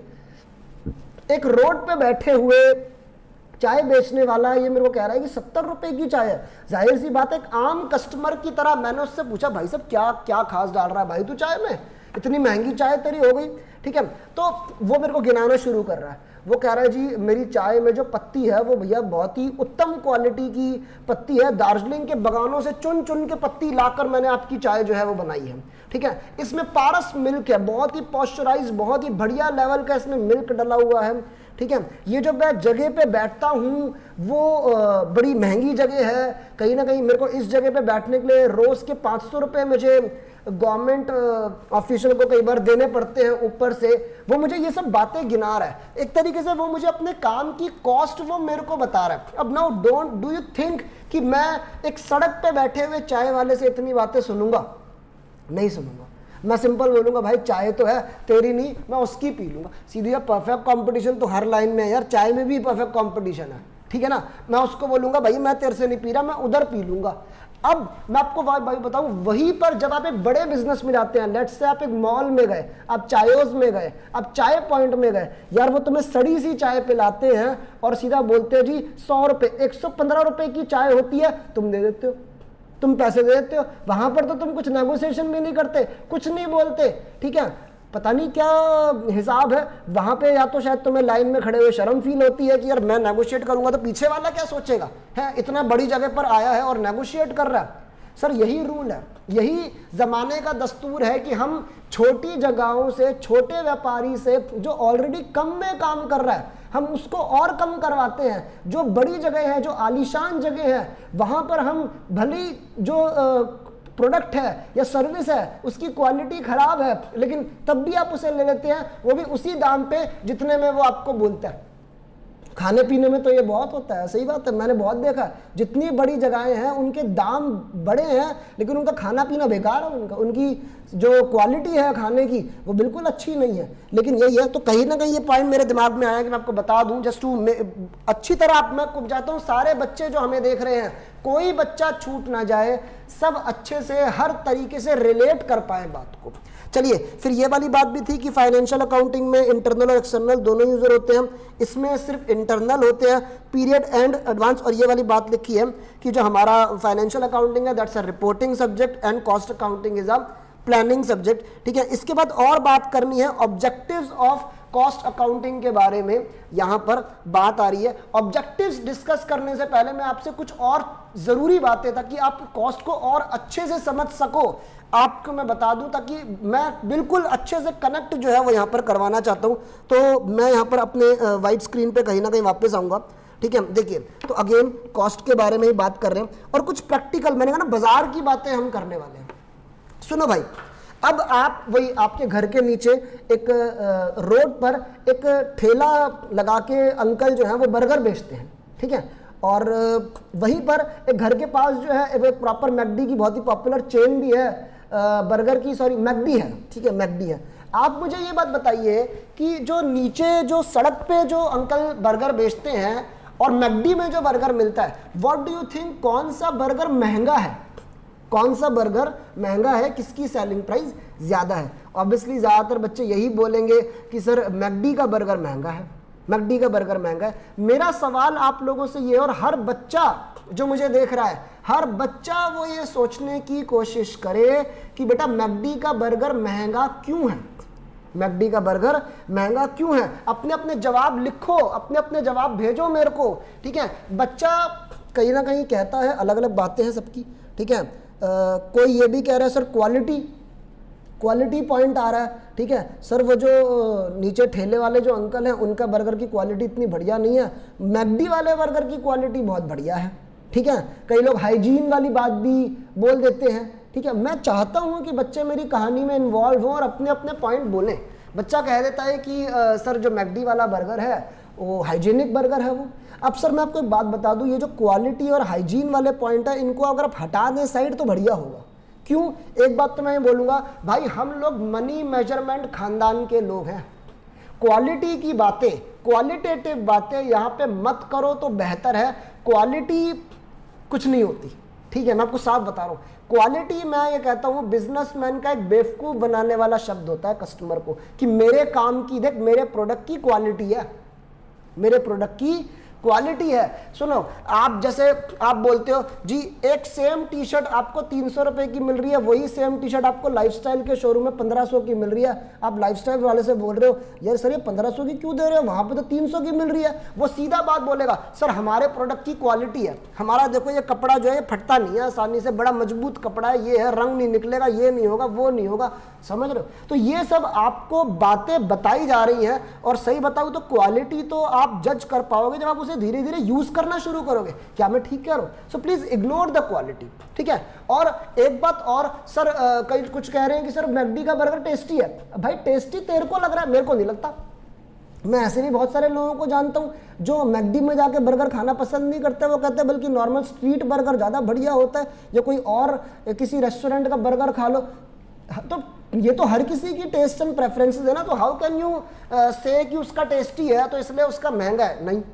हाइजीन वाली बात को भी छोड़ दो, मैं बहुत ही सारी आपको सच्ची बातें बता रहा हूं। अब एक न्यूज़ मैंने ये भी सुनी थी कि मैकडी के का छापा पड़ा, ऑडिट हुआ मैकडी का, तो मैकडी के जो बंद हैं, जो बर्गर के बंद होते हैं, वो पुराने पाए गए, बासी पाए गए। मैकडी में पिज़्ज़ा मैकपफ के अंदर मरी हुई छिपकली मिली थी। सच्ची न्यूज़ है ये, तुम चाहो तो गूगल कर लेना एक बार, ठीक है। तो छोड़ दो, बेकार की बातें छोड़ दो, हाइजीन क्वालिटी छोड़ दो, मेजर बात बताओ भाई, मेजर बात बताओ। मैं अब इस बात पर आता हूँ, सर ठेले वाले का जो बर्गर बंदा बेच रहा है, एक्चुअली उसके खर्चे बहुत कम है। वो सिंपली खड़ा है, ठीक है, मान लीजिए वो खड़े होने के एमसीडी या पीडब्ल्यूडी को मान लो रोज के 100 रुपये देता होगा। एक तवा है, बंद है, टिक्की है, ठीक है, खर्चे कम हैं, उसके खर्चे कम हैं, खर्चे कम हैं इसलिए वो सस्ते में बेच पा रहा है। मैकडी में अगर आप जाओ, लेट से मैकडी जो है वो एक, मान लीजिए कनॉट प्लेस में मैकडी खोला हुआ है। अब कनॉट प्लेस एशिया का सबसे ज़्यादा रेंट वाला एरिया है, तो उसका महीने का 5 लाख तो मान लो उसका रेंट है। उसके बाद उसमें बहुत सारा स्टाफ जो है वो नौकरी पे रखा हुआ है, बल्कि मैकडी में आपने देखा तो वहाँ तो क्लीनिंग स्टाफ भी होता है, साफ सफाई का भी ध्यान रखा जाता है, ठीक है जी। फर्नीचर है, एसी चल रहा है, फर्नीचर असेट का डेप्रिसिएशन भी होता है। सीधी सी बात है सर, उनके काम की कॉस्ट इतनी ज़्यादा है इसलिए वो आपको महंगा बर्गर बेचते हैं। मैं आप सिंपल से पूछूंगा, आपके बिजनेस की, यहाँ मैंने कहा ना इस सब्जेक्ट में बिजनेसमैन बन जाओ, आपके बिजनेस की कॉस्ट बहुत ज़्यादा है, क्या आप उस कॉस्ट को वसूलोगे नहीं? ठीक है ना, क्या आप उस कॉस्ट को वसूलोगे नहीं? हाँ जी बिल्कुल वसूलेंगे। किससे वसूलोगे? कस्टमर से। कस्टमर कौन होता है भाई? कष्टों से मरने वाला प्राणी, ठीक है ना। बिजनेसमैन अपना सारा खर्चा किससे वसूलता है? कस्टमर से वसूलता है। बात मेरे इस एग्जांपल से ये निकल कर आई कि everything depends upon cost, everything depends upon cost. किसी बिजनेस की कॉस्ट अगर ज़्यादा है तो जाहिर सी बात है उसका जो सेल प्राइस होगा, उसका जो सेल प्राइस होगा वो भी ज़्यादा ही होगा। तो एवरीथिंग डिपेंड्स अपॉन कॉस्ट। आपको मेरी बात समझ में आई? ये एग्जाम्पल आप किसी भी इंडस्ट्री पे लगा लीजिए, खाने पे, ठीक है, कपड़ों पे। कपड़ों की बात करूं मैं, ठीक है, अब वही सेम कपड़े, सेम टी शर्ट, जीन्स, हमारे दिल्ली में क्या कहती हैं, 2 बड़ी सस्ती मार्केट्स हैं, कहीं ना कहीं जनपथ एक एरिया है, सरोजनी नगर एक एरिया है, वहाँ पर टी शर्ट्स, कपड़े बड़े सस्ते मिल जाते हैं। वो सेम टी शर्ट जीन्स जो है एक मॉल में, जब मैं मैक्स के शोरूम में जा रहा हूँ, मेरे को 1500 रुपये की मिल रही है, 2000 रुपये की मिल रही है। हाँ ठीक है, छोटा मोटा क्वालिटी डिफरेंस होता होगा, लेकिन मैं तुम्हें सही बताऊँ, अब जनपथ के कपड़े मैंने ही बहुत पहने भाई, कुछ नहीं होता, और सालों साल चलते हैं। जीन्स बहुत पहनी है मैंने, ठीक है। अब लेकिन मेन बात क्या है, तो बड़े शोरूम की कॉस्ट ज़्यादा है, इसलिए वो टी शर्ट या वो ट्राउजर आपको महंगा बेच रही है। क्या आपको मेरी बात समझ में आई? क्या आपको मेरी बात समझ में आई? So everything depends upon cost. ये एग्जांपल आप कहीं पर भी लगा लें, ये एग्जाम्पल कहीं पर भी लगा लें। आजकल हॉस्पिटल्स में इलाज महंगा क्यों हो गया है? इलाज वही है कहीं ना कहीं जो आज से कुछ टाइम पहले हो रहा था, दवाइयाँ वही हैं, लेकिन आपको सही बताऊं तो हॉस्पिटल्स आजकल के हॉस्पिटल्स ऐसे हो गए हैं भाई, अच्छे अच्छे होटल शर्मा जाए उनके आगे। इतने बढ़िया बढ़िया कमरे, इतना बड़ा रिसेप्शनिस्ट पे 10 लोग बैठे हुए हैं, पता नहीं किसकी ज़रूरत है किसकी नहीं है। कैफेटेरिया खुला हुआ है। तो हॉस्पिटल वालों ने अपने हॉस्पिटल को बनाने में इतनी इन्वेस्टमेंट करी है, इतना खर्चा करा है, तो वो सारा खर्चा कहीं ना कहीं अपने पेशेंट से निकालेंगे। हॉस्पिटल के लिए पेशेंट्स हैं तो कस्टमर ही। आप मेरी बात समझ रहे हो? तो पूरी दुनिया की जो दुकानें हैं, पूरे दुनिया के जो बिजनेसमैन हैं, वो कॉस्ट से डिसाइड होते हैं। किसी काम बिजनेस का कॉस्ट ज़्यादा है तो वो आपको बेचेगा भी ज़्यादा। अब एक बात और बोलूँ, वैसे कॉस्ट और सेलिंग प्राइस में एक चीज़ और भी तो है, वो है क्या बोलते हैं, प्रॉफिट। और तुम्हें सच बताऊं, एज अ कस्टमर तुम्हें कभी नहीं पता लग पाएगा कि इसकी कॉस्ट कितनी है और इसका प्रॉफिट कितना है। ये भी हो सकता है कि वो प्रॉफिट कुछ भी चार्ज कर रहा हूँ, बहुत चार्ज कर रहा हूँ। और मैं तुम्हें सच बताऊं, क्योंकि मैंने ऑडिट भी कर रखे हैं, I have also been a stock auditor and I had very अच्छे काफ़ी मैन्युफैक्चरिंग और ट्रेडिंग क्लाइंट्स थे। तो बहुत सारे प्रैक्टिकल एग्जाम्पल्स मैं आपको अपनी पूरी पढ़ाई के दौरान देने वाला हूँ। अब क्या कहते हैं, देखिए जो कपड़े होते हैं, कपड़ों में 90% तक मार्जिन होता है सर, 90% तक उनका प्रॉफिट मार्जिन होता है। इसीलिए आप देखते हो पूरे साल भर कहीं ना कहीं जो बड़े बड़े कपड़ों के जो शोरूम्स हैं, जो ब्रांड्स हैं, वो आपको 40% 50% ऑफ दे रहे होते हैं। एक शर्ट पे 2 टी शर्ट फ्री मिल रही है, 2 शर्ट पे 4 टी शर्ट फ्री मिल रही है। पता है ऐसा होता है ना सर, ऑलरेडी उनका इतना मार्जिन है, 90% मार्जिन है कि अगर वो तुम्हें 40% डिस्काउंट या कैशबैक भी दे देंगे तब भी वो फायदे में है, तब भी वो फायदे में है। आप ये बात तो मानते हो ना, क्या कोई बिजनेसमैन डिस्काउंट अपनी कॉस्ट में से देता है आपको? कभी नहीं। डिस्काउंट वो हमेशा आपको अपने प्रॉफिट में से दे रहा होगा, कॉस्ट में से कभी भी नहीं दे रहा होगा। आप मेरी बात समझते हो? बहुत ही लॉजिकल सब्जेक्ट है ये सब्जेक्ट बच्चों को शुरू में मुश्किल लगता है, लेकिन मैं तुम्हें बता रहा हूँ, अगर तुम इसे अच्छे समझोगे तो मैं इस सब्जेक्ट से प्यार हो जाने वाला है। तो मैं सबसे ज्यादा लॉजिकल, क्योंकि इस सब्जेक्ट में तुम्हें कुछ रटना नहीं पड़ेगा, कुछ रटना नहीं पड़ेगा। आगे बढ़ता हूं भाई। मैंने जो अभी एग्जाम्पल लिया अपना, मैंने जो अभी अपना बर्गर वाला एग्जाम्पल लिया, ठीक है, मैकडी का बर्गर आपने कहा जी महंगा मिलेगा, ठीक है।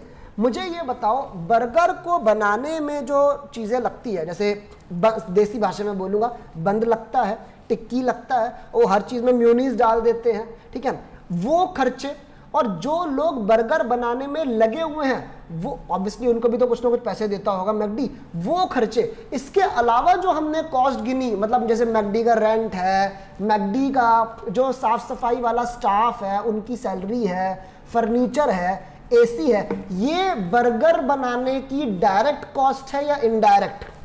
आप सब लोग सब कुछ बोल सकते हो, और मैं इतना लेमन भाषा में पढ़ा रहा हूं कि मैं सही बताऊं तो मैं कई बार बोलता हूं कि आपने ये पहले पढ़ा होगा, लेकिन किसी ने, मेरे को देखने वाला कोई ऐसा हो जो नॉन कॉमर्स बैकग्राउंड का है, किसी ने नहीं भी पढ़ा हुआ, बेटा घबराने की कोई जरूरत नहीं है। दिस इज नॉट अकाउंट्स, मैं सिर्फ बचपन से रिलेट कर रहा हूं, और ठीक है ना, और आपने अपनी जिंदगी में मेरे बोली हुई बातों को पहले भी शायद कभी ना कभी आपने सुना होगा, तो इसलिए ये मत सोचना कि मैं नहीं हूँ 11th-12th में मैंने, तो ये सब्जेक्ट बहुत ही मैं लेमन भाषा में बता रहा हूँ। मेरा सिंपल पूछना है कि वो जो रेंट, सैलरी, फर्नीचर, एसी जो है वो हमारे बर्गर की डायरेक्ट कॉस्ट है या इनडायरेक्ट? सर डायरेक्ट वर्ड का मतलब होता है जो आपके प्रोडक्ट के बनने से सीधा सीधा संबंध रखती है, और जो खर्चे आपके बिजनेस के हैं लेकिन आपके प्रोडक्ट को बनाने के लिए सीधे तौर पे लगते हैं, ऐसा नहीं है, वो इनडायरेक्ट होते हैं, ठीक है। तो जवाब क्या है भाई? ये जो रेंट, सैलरी, ये सब जो हमारा बात हुआ था, क्लीनिंग स्टाफ हो गया, ठीक है, ये हमारे फर्नीचर, एसी, इन सब की जो डेप्रीसिएशन है ये हो गया, ये हमारे काम की इनडायरेक्ट कॉस्ट है। आप लोगों का भी यही जवाब है भाई? आप लोगों का भी यही जवाब है? एक बार मुझे बता दो, इनडायरेक्ट कॉस्ट है। Why you are calling this is indirect? मैं बताता हूं, क्योंकि आपने जो आप रेंट दे रहा है मैकडी जो क्लीनिंग स्टाफ को सैलरी दे रहा है, वो सिर्फ बर्गर बनाने के लिए ही नहीं दे रहा, वो सिर्फ बर्गर बनाने के लिए ही नहीं दे रहा। इनडायरेक्ट कॉस्ट की एक बहुत बड़ी पहचान होती है कॉमन कॉस्ट। इनडायरेक्ट कॉस्ट जो है वो कॉमन कॉस्ट है। अब जैसे मैकडी का सिर्फ एक ही प्रोडक्ट नहीं है, उसका मैकडी भी है, सॉरी उसका मैक आलू टिक्की भी है, उसका चिकन मैक ग्रिल भी है, उसका पिज़्ज़ा मैक पफ भी है, उसका मैक एग भी है। क्या वो महीने का 5 लाख रुपए रेंट दे रहा है? क्या वो कह सकता है कि ये 5 लाख रुपए रेंट वो आलू टिक्की के लिए दे रहा है, या चिकन मैक ग्रिल के लिए दे रहा है, या पिज़्ज़ा मैक पफ के लिए दे रहा है? भाई वो कॉमन दे रहा है, उसके रेंट का उसके प्रोडक्ट के बनने से सीधा कोई रिलेशन नहीं है। मतलब ये नहीं कहा जा सकता कि रेंट सिर्फ आलू टिक्की के लिए ही दिया जा रहा है या सिर्फ चिकन मैकग्रिल के लिए ही दिया जा रहा है। That's why these are indirect cost, ठीक है। कॉस्ट कहीं ना कहीं दो टाइप की हो गई, एक डायरेक्ट कॉस्ट हो गई और दूसरी इनडायरेक्ट कॉस्ट हो गई, ठीक है। इनके बारे में और भी इलेबोरेशन, बल्कि देखिए कॉस्टिंग में जो बातें हो रही हैं वो आप कई बार देखेंगे पूरे सब्जेक्ट में वो बातें होंगी। डायरेक्ट कॉस्ट कहीं ना कहीं वो है जो स्पेसिफिकली इंकर्ड, जो स्पेसिफिक खर्चा हुआ है, ठीक है, हमारे प्रोडक्ट के लिए, ठीक है, हमारे काम के लिए, ठीक है। इसलिए उसको, जैसे बर्गर की बात करूं तो बंद हो गया, टिक्की हो गया, या वो बंदे हो गए जो बर्गर बना रहे हैं, वो डायरेक्ट कॉस्ट हो गई कहीं ना कहीं। जो कॉमन है, मतलब जो आप नॉट स्पेसिफिक, जैसे मैंने बोला ना रेंट, सैलरी, फर्नीचर, अब ये स्पेसिफिक नहीं है तो वो इनडायरेक्ट कॉस्ट हो गए। क्या आप मेरी बात को समझ रहे हैं? दो टाइप की कॉस्ट हो गई, डायरेक्ट कॉस्ट और इनडायरेक्ट कॉस्ट, ठीक है। मैं इसका एक एग्जांपल आपको मैं और देता हूं। जैसे मान लीजिए मेरी फर्नीचर की एक वर्कशॉप है, मेरे पास कस्टमर्स आते हैं अपने ऑर्डर के हिसाब से फर्नीचर बनवाने के लिए। तो मेरे पास ये पोडियम बनवाने के लिए मान लीजिए कस्टमर आया, ठीक है ना, ये पोडियम जिसपे मैं खड़ा हूं, पोडियम बनाने के लिए कस्टमर आया। उस कस्टमर ने बोला कि उसको इस पोडियम पे एक सिल्वर कलर की सनमाइका लगवानी है। समझते हैं सनमाइका क्या होती है? वो जो पत्ती लगती है ना बाहर, जो आपके घरों पे भी फर्नीचर में होगी, जिससे आपका फर्नीचर शाइन करता है, तो वो पत्ती जो है वो उसको लगवानी थी सिल्वर वाली। तो मुझे पत्ती, वो बाजार में सनमाइका की शीट्स जो है बाजार में मिलती है, तो मैं वो शीट लेकर आया, ठीक है। अब मेरे को पता है कि ये जो शीट है ये मैं इस पोडियम पे लगाने वाला हूं, ये शीट इस पोडियम पे लगाने वाला हूं, तो I would say the Sunmica sheet is the direct cost for that podium. Do you understand? ठीक है, अब मेरी जो वर्कशॉप है उसका रेंट जा रहा है। अच्छा, मेरी जो वर्कशॉप है उसमें सिर्फ ये पोडियम ही नहीं बन रहा, उसमें और चेयर भी बन रही हैं, उसमें और टेबल भी बन रही है, तो मैं ये तो नहीं कह सकता कि ये मेरा रेंट जो है वो इसी पोडियम पर है। या एक बात बोलूं, आप अपने पूरे महीने का जो रेंट है, ठीक है, वो क्या आप उस पोडियम के कस्टमर से निकलवाने वाले हैं? नहीं। तो rent is an indirect cost. और एक बात और बोलूंगा, आप अपनी दुकान के लिए, अपनी पूरी वर्कशॉप के लिए 50 किलो का फेविकॉल का डब्बा खरीद के लाए, आप 1 किलो की वो लेकर आए, नेल्स की होती है कीले, ठीक है। अब ये सब जो आप लेकर आए हो, आप सिर्फ पोडियम के लिए नहीं लेकर आए, आप अपनी पूरी दुकान के लिए लेकर आए हो, तो इनको क्या बोलोगे? ये आपकी इनडायरेक्ट कॉस्ट है। क्या आपके दिमाग में गया कि what is direct cost and what is indirect cost? ठीक है, तो ये सब बताने का लॉजिक मेरा ये था। इसका मतलब हमसे जो पैसे चार्ज किए जाते हैं, एक कुछ दिनों पहले मैंने एक क्विज कुछ बच्चों के साथ किया था, तो मैंने उनसे पूछा था कि जब भी हम एक प्रोडक्ट का कॉस्ट निकालेंगे, हम इस प्रोडक्ट की कॉस्ट निकालने के लिए एक स्टेटमेंट बनाते हैं, ठीक है, तो उसमें सिर्फ डायरेक्ट कॉस्ट को इंक्लूड करते हैं, सिर्फ इनडायरेक्ट कॉस्ट को इंक्लूड करते हैं, या दोनों को इंक्लूड करते हैं? इन तीनों में से आंसर क्या है आपका? ऑब्वियसली आंसर ये है। यानी जब भी मैं किसी चीज की कॉस्टिंग कैलकुलेट करूंगा तो उसमें डायरेक्ट और इनडायरेक्ट कॉस्ट दोनों को इंक्लूड किया जाता है, दोनों को इंक्लूड किया जाता है। क्या आपको मेरी बात समझ में आई? क्या आपको मेरी बात जो है वो समझ में आई है? ठीक है, तो कई बच्चे जब मेरी क्लास में बैठे होते हैं तो बड़ी हैरानी उनको ये बात सुनकर होती है कि जब मैं उनको बोलता हूँ कि हमारे ऊपर एसी, बिजली, पानी, इन सब का भी खर्चा हमारे ऊपर डाला जाता है, तो बच्चे को लगता है कि सर इसका मतलब जिन चीज़ों को मैं डायरेक्टली कंज्यूम करने नहीं जा रहा वो भी मेरे से रिकवर की जाती हैं। ऑब्वियसली भाई, ऑब्वियसली इनका क्या इलाज है? इसका इलाज यही है कि तुम बड़ी जगह जाना बंद कर दो। तुम ये नहीं कर सकते कि तुम पता लगे पीवीआर बिग सिनेमाज में जा रहे हो और वहां बोल रहे हो अरे सर आप तो ये पिक्चर 600 रुपए की टिकट में दिखा रहे हो, वहां पर वो फलाने हॉल में वहां पर तो सिर्फ 150 रुपए की टिकट है। वो आपको एक्सप्लेन कभी नहीं करेगा। आप इस बात को समझ लीजिए, बिजनेसमैन कभी भी कस्टमर से अपनी कॉस्ट या प्रॉफिट के बारे में डिस्कशन नहीं करेगा, कोई एक्सप्लेनेशन नहीं देगा। वो आपको सीधा ये बोलेगा भाई तेरी औकात 150 रुपए की पिक्चर देखने की है तो तू वहीं जा, मेरे पास क्यों आया? सीधा सा जवाब है।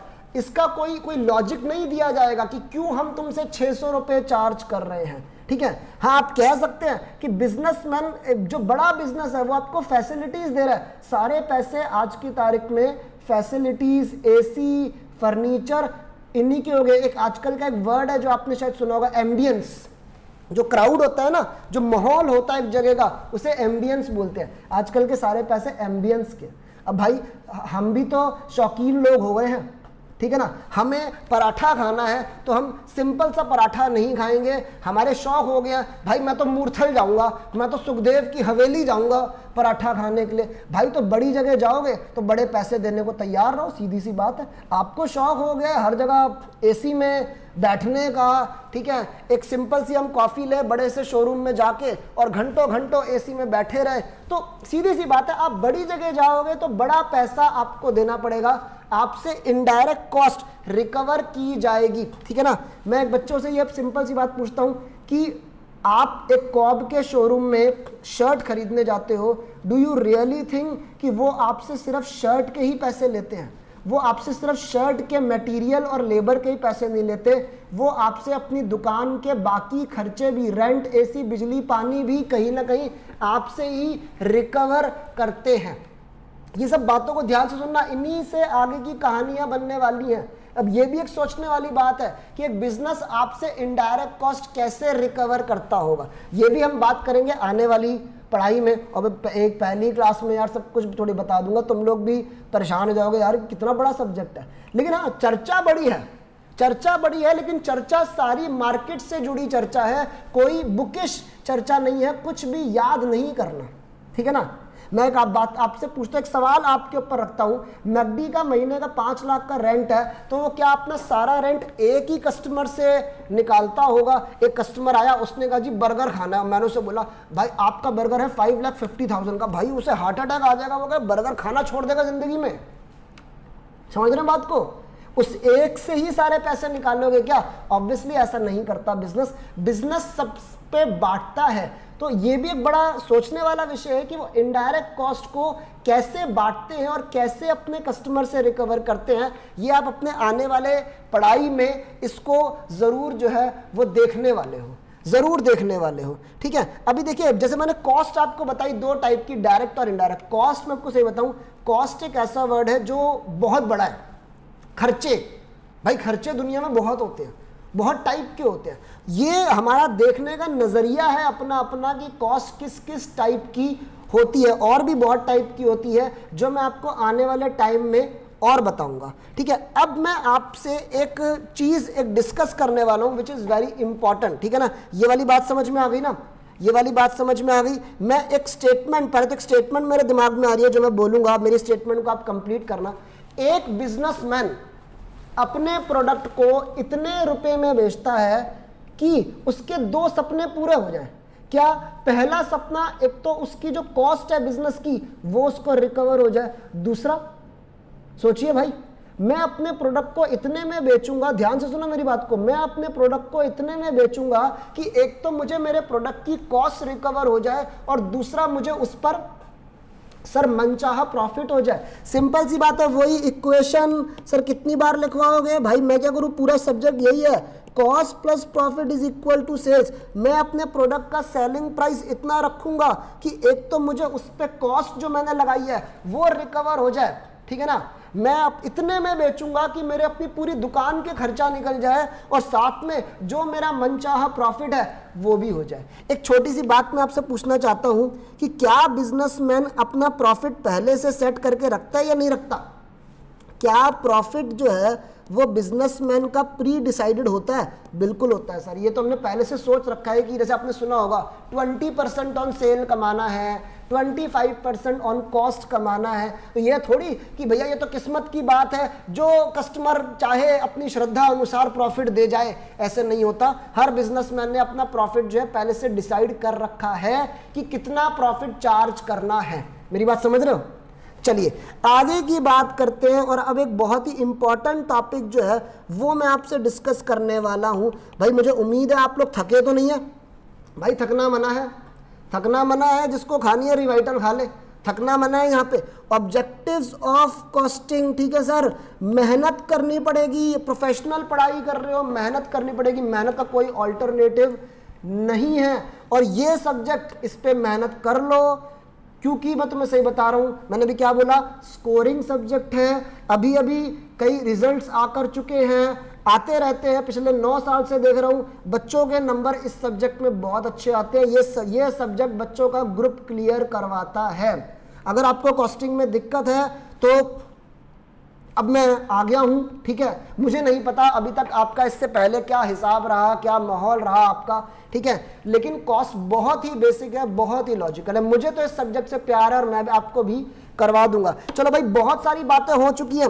ऑब्जेक्टिव्स ऑफ कॉस्टिंग बोलो। पहला, कॉस्टिंग क्यों कर रहे हैं? सबसे पहला, calculation of cost, calculation of cost of a product oblique service. एक प्रोडक्ट या सर्विस को बनाने की कॉस्ट कैलकुलेट करनी है। चलिए जी, सेकंड सीक्वेंसली बोलूंगा, कॉस्ट क्यों कैलकुलेट कर रहे हो? अब ये भी बात हुई। Fixation of selling price, fixation of selling price, selling price fix करना है। अच्छा, एक साथ में सेलिंग प्राइस के साथ एक बात और लिख रहा हूं, revenue to be charged from the customer, revenue to be charged from the customer. Customer से पैसे चार्ज करने हैं, कस्टमर से पैसे चार्ज करने हैं, ठीक है। एक्चुअली मैंने दो बातें क्यों लिखी है, एक्चुअली सेलिंग प्राइस जो वर्ड है ना वो हर इंडस्ट्री में यूज नहीं होता, ठीक है। जैसे आप मान लीजिए पढ़ने आए हमसे, ठीक है, आपने कहा कॉस्टिंग पढ़नी है, तो क्या आपने ये पूछा कॉस्टिंग की सेलिंग प्राइस कितनी है? नो। हर इंडस्ट्री का एक वर्ड होता है। For example if I am talking about coaching, तो कोचिंग का एक वर्ड है दैट इज फीस। हम प्रोफेशनल बनने वाले हैं, सीए सीए में जब हम बाद में काम करेंगे, हमारा भी एक वर्ड है फीस, ठीक है ना। बस में आप जाते हैं, मेट्रो में आप जाते हैं, the word is ticket. Picture देखने आप जाते हैं, the word is ticket. So selling price is mainly the word use for products, ठीक है। तो इस ओवरऑल मैंने क्या लिखा है, हमारा इस सब्जेक्ट में ये मुद्दा है कि हमें कस्टमर से पैसे कितने लेने हैं। आप उसको नाम जो मर्जी दे दीजिए, कस्टमर से पैसे कितने लेने हैं। तो जब तक कॉस्ट कैलकुलेट नहीं होगी तब तक प्राइस कैलकुलेट भी नहीं हो सकता। इसके बाद भाई नेक्स्ट पॉइंट, थर्ड पॉइंट, ठीक है। अगला हमारा क्या है, ये बहुत बड़ी बात है, ठीक है। हाँ, ये भी लिख लेते हैं। चलिए, कुछ बच्चे कह रहे हैं कैलकुलेशन ऑफ प्रॉफिट, कुछ बच्चे कह रहे हैं कैलकुलेशन ऑफ प्रॉफिट, ये भी कर लेते हैं, ठीक है ना। बाकी तो वही है, सेल्स और कॉस्ट का जो बैलेंसिंग फिगर है, सेल्स माइनस कॉस्ट प्रॉफिट है। और एक बार बता दूं, बेसिक्स को कभी मत भूलिए, बचपन के बेसिक्स को भी मत भूलिए, ठीक है ना। कई बार बच्चों को ये लगता है कि हर नए सब्जेक्ट में आकर, हर नए लेवल पर आकर चीजें बदल जाती हैं। भाई, चीजों का मतलब सब नहीं बदलता। प्रॉफिट का मतलब अभी भी वही है जो बचपन में था, प्रॉफिट निकालने का तरीका अभी भी वही है। आगे बढ़ते हैं। अच्छा, आप बताइए, और कोई कॉस्ट का ऑब्जेक्टिव आपको ऐसा लगता है जो हमने अभी तक नहीं डिस्कस किया है? ठीक है, ऑब्वियसली सर अभी तक हमने कोई दुनिया भर की सारी डिस्कशन थोड़ी कर ली, अभी तो बहुत पढ़ाई करनी बाकी है।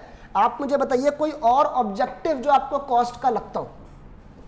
सर सिंपल सी बात बोलूंगा, जब तक आपका काम प्रोडक्ट का काम है, सर्विस का काम है, कोई भी काम है आपका, आपने जब तक अपने काम की कॉस्ट को डिटेल में नहीं लिखा, तब तक आप ये भी नहीं सेट कर सकते कि आपके बिजनेस में कौन सी कॉस्ट काम की है और कौन सी कॉस्ट काम की नहीं है, ठीक है ना। कहीं आपके काम में कोई वेस्टेज तो नहीं हो रही, कहीं आप खर्चा कोई ऐसा तो नहीं लगा रहे जिस खर्चे का कोई फायदा ही नहीं है, जिस खर्चे से आपके प्रोडक्ट में कोई वैल्यू एडिशन ही नहीं हो रहा। मेरी बात समझ रहे हो? तो खर्चा बचाना क्या ये जरूरी होता ही नहीं होता जिंदगी में? खर्चा बचाना क्या जरूरी होता है? भाई बिल्कुल जरूरी होता है। कौन नहीं बचा रहा खर्चा?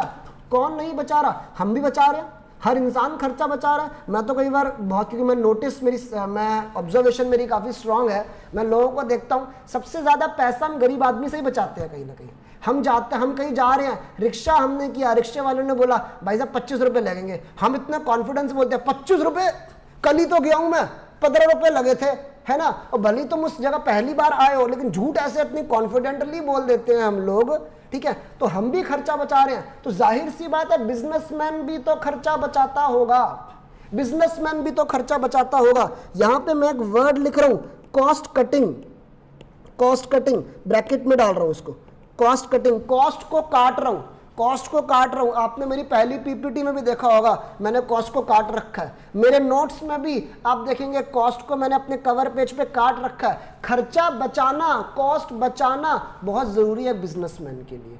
भाई सब बिजनेसमैन बिल्कुल बचाएगा। मैं एग्जांपल देता हूं, रतन टाटा साहब जानते हो, नैनो गाड़ी है इनकी। रतन टाटा साहब ने बहुत साल पहले बोला कि मैं 1 लाख की गाड़ी लाऊंगा। सब लोग हिल गए, 1 लाख की गाड़ी। 1 लाख की वैसे कभी भी नहीं थी, 1.5 लाख पौने 2 लाख की आती है, 1,75,000, ठीक है। लेकिन तब भी बड़ी सस्ती गाड़ी है। तो आप that's the selling price of the car. Obviously उन्होंने बोलने से पहले अपनी गाड़ी की कॉस्ट कम करने के बारे में सोचा होगा। उन्होंने प्रॉपर अपने MBA CAs इंजीनियर्स के साथ बैठ के मीटिंग बुलाई होगी कि मैं कैसे अपनी गाड़ी बनाने की कॉस्ट को कम कर सकता हूं। आप लोग मेरी बात को समझ रहे हो?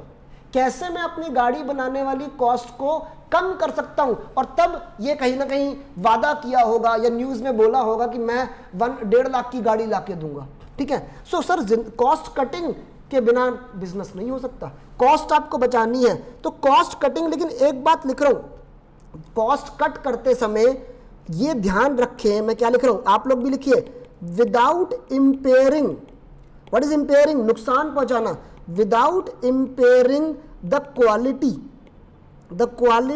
of the product oblique service, without impairing the quality of the product oblique service. अब मैं आपको एक बात बताऊं कि मतलब हम अपना खर्चा करते करते ये नहीं कि हमारे काम की क्वालिटी ही खत्म हो जाए। जैसे वही मेरे पास पेन है, सामने वाले का पेन जो है ज्यादा बिक रहा है, मेरा कम बिक रहा है, ठीक है। मैंने अपने जूनियर से पूछा, यार हमारा पेन कम क्यों बिकता है? मैंने कहा सर क्योंकि हमारा पेन महंगा बिकता है। हमारा महंगा क्यों है? हमारे पेन में जो निब है, जो रिफिल है, वो बहुत ही अच्छी है, बहुत ही अच्छी क्वालिटी की है। मैंने कहा एक काम करो, इसमें भी वही रिफिल लगा दो जो साथ वाला दुकानदार लगा रहा है।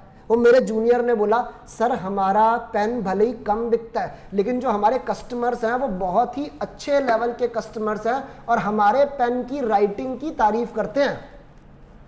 अगर आप इसकी रिफिल ही बेकार वाली लगा दोगे ना तो आपके पेन की क्वालिटी खत्म हो जाएगी, और क्वालिटी खत्म होना मतलब बिजनेस की गुडविल खत्म होना, मतलब काम खत्म होना।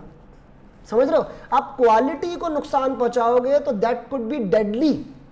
अब मैं आपसे ये बात बताऊं ना, यही बात अब यार हम अब हमारे विद्यास्थल में, ठीक है, वी ऑलवेज बिलीव, ठीक है, कॉस्ट वॉस्ट की हम बहुत कम चिंता करते हैं, ठीक है, thanks to the owner of the institute.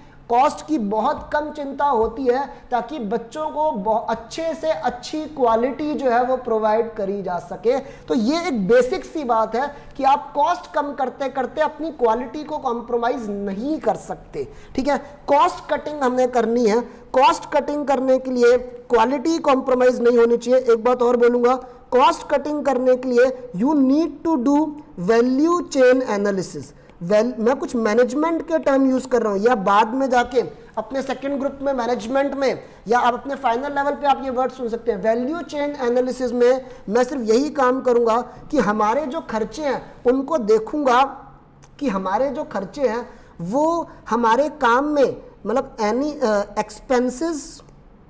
Expenses adding value to our product, adding value to our product और नॉट। हम जो खर्चे कर रहे हैं वो हमारे प्रोडक्ट में कोई वैल्यू ऐड कर रहा है या नहीं कर रहा। अगर नहीं कर रहा तो उस खर्चे का कोई फायदा नहीं है, उस खर्चे का कोई फायदा नहीं है। इसलिए जो मैं अब ये ऑब्जेक्टिव लिखवा रहा हूं, ये वाला जो ऑब्जेक्टिव है, ये वाला जो ऑब्जेक्टिव है, ये क्या बोलते हैं, वेस्टेज को अवॉइड करने में भी काम आता है, अवॉइडिंग वेस्टेजेस, ठीक है ना भाई। कोई खर्चा आप ऐसा कर रहे हो जिस खर्चे का कोई फायदा नहीं है, जिस खर्चे से आपको कोई वैल्यू एडिशन नहीं होता, वो खर्चा फालतू का है, आप उसे बचाइए। आप मेरी बात समझ रहे हैं, ठीक है ना।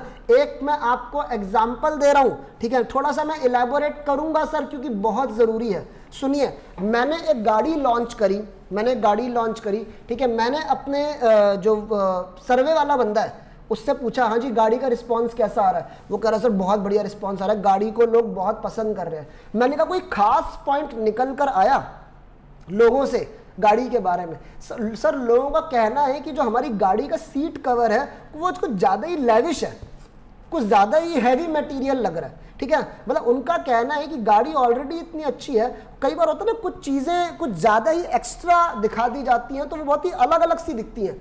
तो लोगों का कहना है कि हमारी गाड़ी में अगर सीट कवर थोड़ा नॉर्मल वाला भी होता ना, थोड़ा सस्ता वाला भी होता तो भी चलता, हमारी गाड़ी की डिमांड में कोई फर्क नहीं पड़ता। तो इससे क्या एनालाइज हो रहा है, क्या एनालाइज हो रहा है? इससे ये एनालाइज हो रहा है कि मैंने अपनी गाड़ी के सीट कवर में कुछ ज़्यादा ही खर्चा कर दिया। अगर थोड़ा सा खर्चा कम भी होता, नॉर्मल वाले सीट कवर भी होते, तो मेरे गाड़ी में कोई फर्क नहीं पड़ता। इसका मतलब वो दैट एक्स्ट्रा महंगा, that expensive seat cover is not adding any value to my car. आप मेरी बात समझ रहे हैं? तो आप उसे हटा क्यों नहीं देते? खर्चा भी बचेगा और प्रोडक्ट की क्वालिटी में भी कोई कॉम्प्रोमाइज नहीं हो रहा। आप मेरी बात समझ रहे हो? सब चीजें प्रैक्टिकल है, सब चीजें प्रैक्टिकल है। Now for cost cutting we would use two words, two technical words we would use. One word is cost control, cost को control करना, और दूसरा word है cost reduction. One is cost control, second is cost reduction. दोनों words को मैं अब यहाँ explain कर रहा हूँ, लेकिन पहले मैंने आपको पूरा माहौल बनाया। मेरी आदत है, मैं सीधा अपने मेन पॉइंट्स पे मैं रटवाना नहीं चाहता। बेटा लिखो ये ऑब्जेक्टिव्स है, अगर मैं ऐसे करता तो फिर बहुत जल्दी काम हो जाता।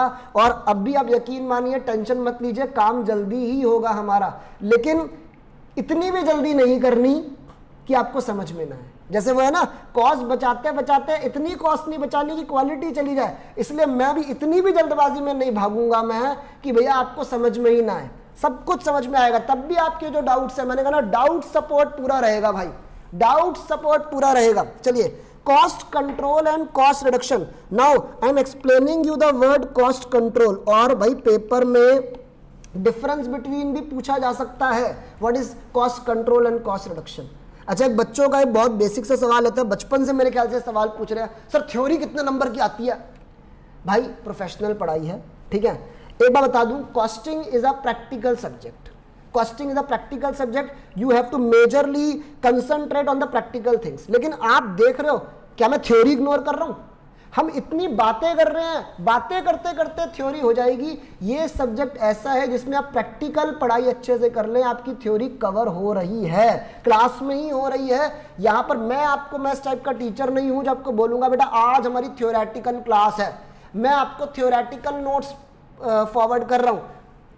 कॉस्टिंग में प्रैक्टिकल पढ़ लो, थ्योरी अपने आप कवर हो रही है, इसमें कोई बिना सर पैर वाली रट्टा मारने वाली थ्योरी नहीं है।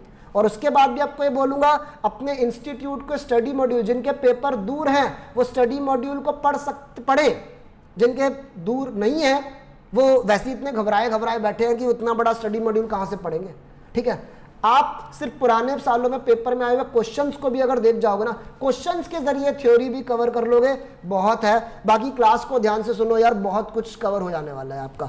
देखिए, चलिए, आपने कंट्रोल वर्ड सुना है? कंट्रोल मैंने तो सुना है, इसको मैंने सबसे पहले सुना था वेलकम पिक्चर में, नाना पाटेकर साहब बार बार बोलते हैं कंट्रोल कंट्रोल कंट्रोल। कंट्रोल का मतलब होता है रोकना, नियंत्रण रखना किसी चीज को। अब क्या कंट्रोल हो रहा है यहाँ पर कॉस्ट कंट्रोल हो रही है। मैं अपनी कॉस्ट को एक पर्टिकुलर लेवल से ज्यादा अगर नहीं होने दे दूंगा तो I am doing cost control. लिखो भाई, रिस्ट्रिक्टिंग द कॉस्ट। रिस्ट्रिक्टिंग क्या होता है? रोकना।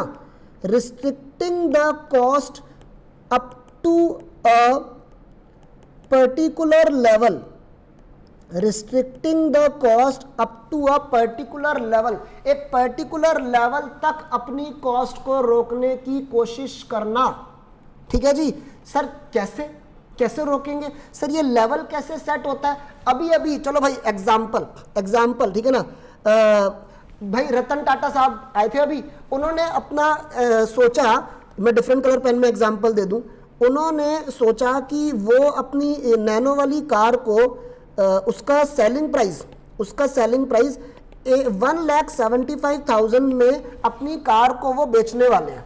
1 लाख, मैं थोड़ा सा एक काम करता हूँ, थोड़ा डार्कर पेन जो है वो मैं यहाँ पर सिलेक्ट कर लेता हूँ, ठीक है, एक सेकेंड।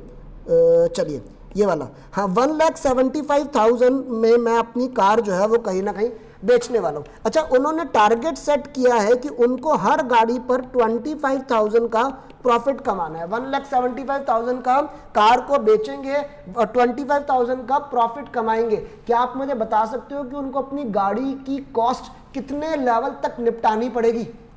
वो अपनी गाड़ी की कॉस्ट मैक्स टू मैक्स कितनी रखेंगे? सर ऑब्वियस सी बात है, हर बच्चा जवाब दे सकता है, यहां पर 1.5 लाख की कॉस्ट मैक्सिमम गाड़ी की उनको रखनी पड़ेगी। अगर वो गाड़ी की कॉस्ट 1.5 लाख के पार हो गई तो वो अभी तो उन्होंने अपने इंजीनियर्स MBA सबको बुलाया, उन्होंने बोला भाई ये गाड़ी टेक्नोलॉजी ढूंढो, कैसे सस्ती गाड़ी बन सकती है और अच्छी गाड़ी बन सकती है। 1.5 लाख के ऊपर नहीं जानी चाहिए कॉस्ट। अगर 1.5 लाख के ऊपर चली गई तो क्या हो जाएगा? अगर 1.5 लाख के ऊपर चली गई, सर जाहिर सी बात है उनका प्रॉफिट कम हो जाएगा, मैं आपको कॉस्ट की एक रेलेवेंस और समझाता हूं। बच्चा कहता है सर क्या दिक्कत है, आप सेलिंग प्राइस बढ़ा लेना। यार इतना आसान होता है क्या सेलिंग प्राइस बढ़ाना? इतना आसान होता है क्या? रतन टाटा साहब ने तो ऑलरेडी मीडिया में, अखबारों में छप गया कि भैया गाड़ी आने वाली है 1,75,000 की, ऐसे कैसे बढ़ा लेंगे? दूसरी बात, sir we are living in a perfect competition market, आप ये क्यों भूल जाते हो? परफेक्ट कंपटीशन मार्केट में आप ये बोल रहे हो नहीं यार मजा नहीं आ रहा, प्रॉफिट कम हो रहा है, और प्रॉफिट कमाना है, घर के खर्चे बढ़ रहे हैं, ठीक है, तो चलो कल तक मैं 100 रुपए का प्रोडक्ट बेच रहा था, आज मैं 125 का बेचूंगा। भाई इतना आसान है क्या?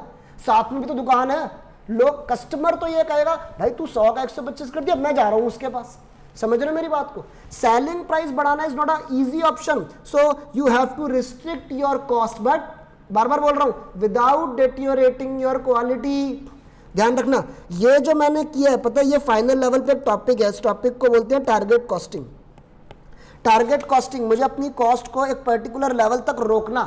नाउ ये मैं आपको बहुत ही प्रैक्टिकल तरीके से लेवल सेट करना बता रहा हूं। एक और एक तरीका होता है, वो होता है बेंचमार्किंग। एक टॉपिक मैनेजमेंट का आप एक वर्ड सुनेंगे, बेंचमार्किंग। बेंचमार्किंग होता है अपने आप को अपने इंडस्ट्री के टॉप मोस्ट कॉम्पिटिटर से कंपेयर करना। जैसे कि मान लीजिए फुटवेयर इंडस्ट्री है, अब उसमें Reebok, Sparks, Nike, Puma, Adidas ये सब आती है। मान लीजिए Sparks is on 4th number, Reebok is on 1st number. Now Sparks is comparing their business to Reebok. Obviously sir business में कंपैरिजन कई बार करना पड़ता है टू इंप्रूव, पूरी लाइफ में कई बार कंपैरिजन करना पड़ता है टू इंप्रूव। अब स्पार्क्स ने अपने आप को रीबॉक से कंपेयर किया तो देखा एक particular pair of shoes Reebok 800 रुपए के बेच रहा है और स्पार्क्स उन्हीं को 1200 रुपए में बेच रहा है। आप बताइए किसके पास कस्टमर ज्यादा आएगा, किसके पास कस्टमर ज्यादा आएगा। जाहिर सी बात है रीबॉक उन्हें 800 रुपए में बेच रहा है तो रीबॉक के पास कस्टमर ज्यादा आएगा, तभी तो रीबॉक नंबर 1 है। ठीक है, अब स्पार्क्स ने कहीं ना कहीं अपने को कंपेयर किया और चर्चा करी, डिस्कशन करी, वैल्यू चेन एनालिसिस करा और अपने वर्कर्स को बोला कि sir same pair of shoes, same model हम भी अब 800 रुपए तक में बनाएंगे, तभी तो वो कहीं ना कहीं रीबॉक को के पास टच कर पाएंगे। अब मेरी बात समझ रहे हो? तो ऐसे भी लेवल सेट होता है, एक तरीके से कंपैरिजन बिजनेस आपस में करते हैं तो ऐसे भी लेवल जो है सेट होता है। तो दिस इज कॉस्ट कंट्रोल। क्या समझ में आया आपको? Now there comes another word that is cost reduction. अगला वर्ड आ रहा है कॉस्ट रिडक्शन। अब ये क्या है सुनो भाई, मुझे बात बताओ, स्पार्क्स ने लेवल अचीव कर लिया रीबॉक वाला, 800 रुपए के जूते बना लिए, क्या उसके बाद वो अपनी कॉस्ट कम करने की कोशिशें खत्म कर देगा? नहीं सर, कॉस्ट तो एक ऐसी चीज है जो बिजनेसमैन को हमेशा कम करते रहने की कोशिश करते रहनी चाहिए। मतलब बिजनेसमैन तो उसका सपना यह है कि मेरा प्रोडक्ट 0 में बन जाए और 800 में बिक जाए। ऑब्वियसली मैं बड़ी काल्पनिक बातें कर रहा हूं, ऐसा हो नहीं सकता, लेकिन कोशिश, इंटेंशन। सर जिंदगी इंटेंशन बेस्ड चलती है। जैसे अभी आपकी इच्छा क्या है, मेरे को अपने अगले पेपर क्लियर करने हैं, और वो क्या बोलते शाहरुख खान साहब ने, किसी भी चीज को शिद्दत से चाहो पूरी कायनात जुड़ जाएगी वो चीज को तुम्हें दिलाने में। और ये बात बिल्कुल सच्ची है। अगर आप सच्चे मन से ठान कर काम कर रहे हैं सर, दुनिया में कोई आपको नहीं रोक सकता। मेरा साथ हमेशा आपके साथ में, विद्यास्थल का साथ हमेशा आपके साथ में है। देखिए कॉस्ट रिडक्शन क्या लिख रहा हूं, लिखो आप भी। It aims at permanent and real reduction in cost. It aims at permanent and real reduction in cost beyond the level also. It aims at permanent and real reduction in cost beyond the level also। यानी क्या beyond का मतलब क्या होता है? मैं कई बार definition भी मैं आपको सही बताऊं, मैं ये गारंटी नहीं कर रहा कि मेरे लिखा हुए डेफिनेशन आपको exact word to word book में मिलेगी। मेरा काम डेफिनेशन रटवाना नहीं है भाई, हमें चतुर रामलिंगम नहीं बनना, मैं कह चुका हूं। इस प्रोफेशनल पढ़ाई में अब चीजों को समझो, भली देसी भाषा में समझो। एक लेवल के बावजूद भी देखो क्या लिखा है, परमानेंट। परमानेंट क्या होता है? हमेशा। मैंने अभी हमेशा वर्ड बोला। मुझे हमेशा कोशिश करते रहनी चाहिए कि मैं अपनी कॉस्ट कम करूं, लेवल के बाद भी कॉस्ट कम करने की कोशिश करते रहनी चाहिए। Now this is cost reduction. अब थोड़ा सा कॉस्ट रिडक्शन और कॉस्ट कंट्रोल का डिफरेंस भी देख लेते हैं। सो चलिए ये अब दोस्तों कॉस्ट रिडक्शन हम लोगों ने देख लिया, तो अब मैंने आपको जैसे बोला है कि आप कॉस्ट रिडक्शन और कॉस्ट कंट्रोल का थोड़ा डिफरेंस भी देख लीजिए। पेपर में कई बार ये भी पूछ लिया जाता है, ठीक है ना। और ऑब्वियसली मैं कोई ये गारंटी तो नहीं दूंगा कि पेपर में क्वेश्चन आएगा या नहीं आएगा, लेकिन आपको मेरे को परफेक्ट बनाना है कहीं ना कहीं। चलिए सो अभी तक आपने जितनी भी चर्चा सुनी, आपने कॉस्ट कंट्रोल के बारे में सुना, आपने कॉस्ट रिडक्शन के बारे में सुना, आपको क्या लगा? मेजर कंसेप्ट क्या है, वाइडर कंसेप्ट क्या है, कॉस्ट कंट्रोल या कॉस्ट रिडक्शन? ज्यादा वाइडर कंसेप्ट आपको क्या लगा? सर ऑब्वियस सी बात है, ठीक है। I am choosing a different colour pen for writing this, ठीक है। मैं अगर डिफरेंस की बात करूं, कॉस्ट रिडक्शन जो है वो एक वाइडर टर्म है, ठीक है। कैसे सर? भाई देख लो, आराम से देख लो। कॉस्ट कंट्रोल कह रहा है यहां तक कॉस्ट कम करो, कॉस्ट कंट्रोल कह रहा है यहां तक कम करो, 1.5 लाख तक कम करो। कॉस्ट रिडक्शन कह रहा है करते रहो, जिंदगी भर कॉस्ट कम करने की कोशिश करते रहो। इसी बात से पता लगता है कॉस्ट रिडक्शन ज्यादा बड़ा शब्द हुआ। सो कॉस्ट रिडक्शन एक वाइडर टर्म है, कॉस्ट कंट्रोल एक नैरो टर्म है। Cost control is a narrow term. चलिए इसके बाद, हाँ जी, मैं एक बात और लिख सकता हूं, कॉस्ट कंट्रोल जो है that's a preventive action. Cost control is a preventive action. Sir what is preventive action? यार तुमने एक वर्ड नहीं सुना, prevention is better than cure. बाद में चीजों को ठीक करने से अच्छा है कि पहले से ही ख्याल रखा जाए। कॉस्ट कंट्रोल ख्याल रख रहा है। सोचो, मैं अपने वर्कर्स को बोल रहा हूं, पहले से ही बोल रहा हूं, इससे ऊपर कॉस्ट को मत जाने देना।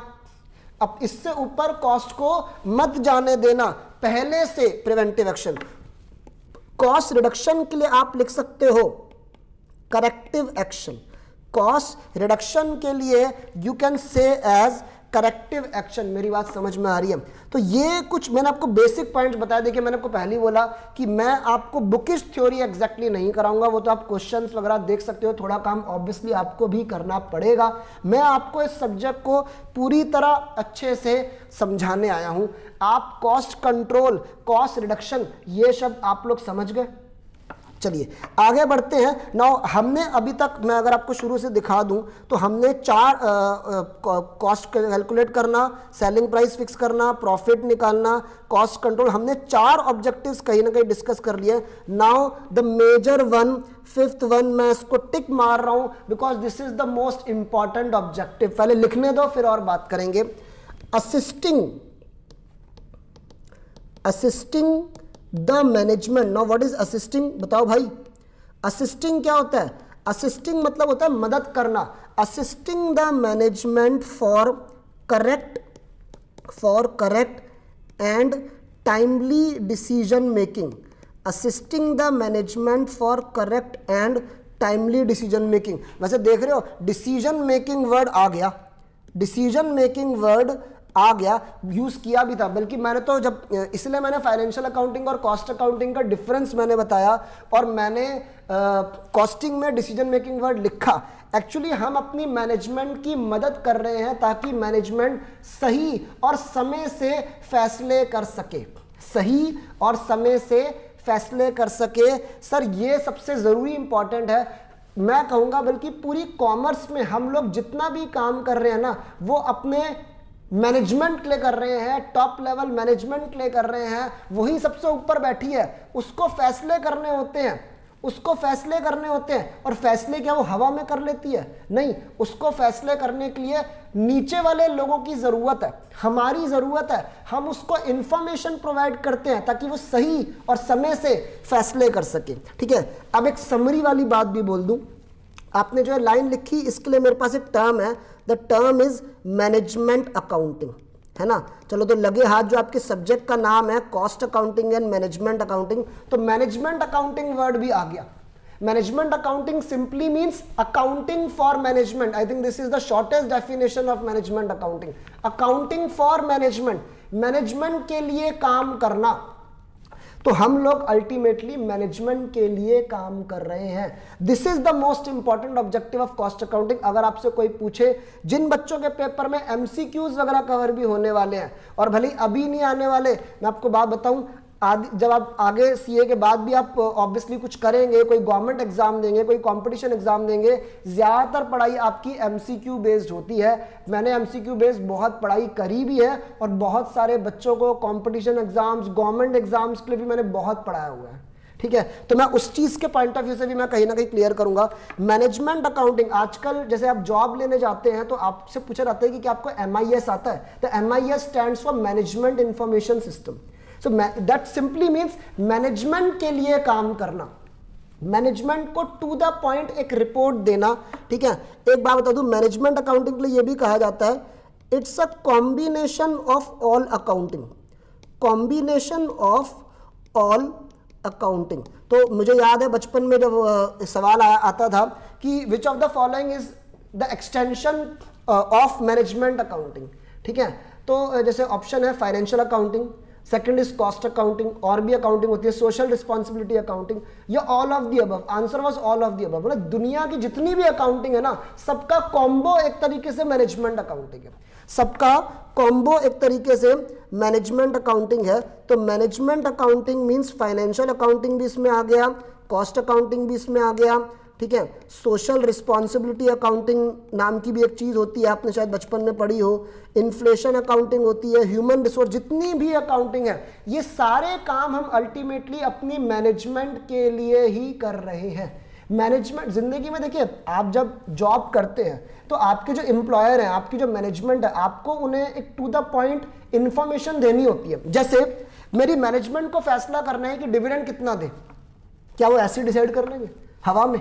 नहीं, डिविडेंड देने के लिए उनको पहले पता होना चाहिए कि इस साल प्रॉफिट कितने हुए हैं, ठीक है, या इस साल रिजर्व्स में कितना पैसा पड़ा है। इसके लिए उनको फाइनेंशियल अकाउंटिंग डिपार्टमेंट के पास जाना होगा, फाइनेंशियल अकाउंटिंग डिपार्टमेंट के पास जाना होगा। उनको डिसाइड करना है कि मेरा प्रोडक्ट को मैं कितने में बेचूं, मेरे प्रोडक्ट को बनाने में क्या क्या खर्चा आएगा, कितना मटेरियल लगेगा, कितना लेबर लगेगा, उसके लिए उनको कॉस्ट अकाउंटिंग डिपार्टमेंट के पास जाना पड़ेगा। तो हम जितनी भी अकाउंटिंग कर रहे हैं, that is ultimately for management accounting. आप बात समझे? तो this is the most important subject. क्योंकि कई बार मैं बच्चों से पूछता हूं तो बच्चे, क्योंकि मैंने ही कहीं ना कहीं बार बार बोला है कि हम कॉस्ट इसलिए निकाल रहे हैं ताकि मैं सेलिंग प्राइस फिक्स कर सकूं, ये मैंने कहानी के तौर पे बोला है। बट अगर एक overall in the long term major objective, main objective देखा जाए तो वो ये है मेरा, यानी मैनेजमेंट की मदद करना, डिसीजन मेकिंग लेना। आप मेरी बात समझ रहे हैं? तो ये एक पूरी कॉस्टिंग जो है वो कहीं ना कहीं मैंने आप लोगों के सामने यहां पर पूरी परोसने की कोशिश करी है, ठीक है। और ये आप देखिए, सबसे पहले तो मैं इसकी जो रेलेवेंट पीपीटी है वो भी मैं आपको यहां पर दिखा देता हूं, ठीक है। ये देखिए, ऑब्जेक्टिव्स ऑफ कॉस्टिंग, ठीक है ना, ये आप सब प्यारे बच्चों को मैं यहां पर समझा रहा हूं। Objectives of costing, calculation of total cost of a product oblique service, fixing selling price और revenue to be charge, cost control and cost reduction, cost को कैची मार रखी है, assisting the management for correct and timely decision making, assisting the management for correct and timely decision making. तो ये हम लोगों ने, मैं आपको अभी तक का मैं सारा दिखा दूं भाई, यहां से लेके यहां तक का, ठीक है ना। आप कहोगे सर आपने सिर्फ 3 ही पीपीटी, और पीपीटी 3 कवर करी है, लेकिन कितना कुछ समझाया है तुम लोगों को भी इलेबोरेटली। और इंट्रोडक्शन बेसिक सर स्ट्रॉन्ग करने की जरूरत है, मेरी इस बात को मानो, बहुत जरूरत है, तभी इंटरेस्ट होगा। और अभी खत्म नहीं हुआ है, अभी खत्म नहीं हुआ है कहीं, ठीक है ना। कॉस्ट के बारे में बताया, सारी बातें, पूरा सब्जेक्ट यही है, ठीक है ना। कॉस्ट अकाउंटिंग क्या है? कॉस्ट अकाउंटिंग रिपोर्ट, ये देखो ये क्या लिखा था, रिपोर्टिंग। यहाँ पे कॉस्ट अकाउंटिंग के नीचे लिखा है प्लानिंग, प्लानिंग भी कह सकते हो या फिर डिसीजन मेकिंग भी कह सकते हो। डिसीजन भाई मैनेजमेंट का देखो, decision making is the main role of management. Management अगर आप अपनी 12th की भी याद करो तो पहला फंक्शन ही प्लानिंग करना होता है कहीं ना कहीं, ठीक है ना। चलिए, ये ऑब्जेक्टिव्स के बारे में बात हो गई, ऑब्जेक्टिव्स के बारे में बात हो गई। और अभी एक प्रैक्टिकल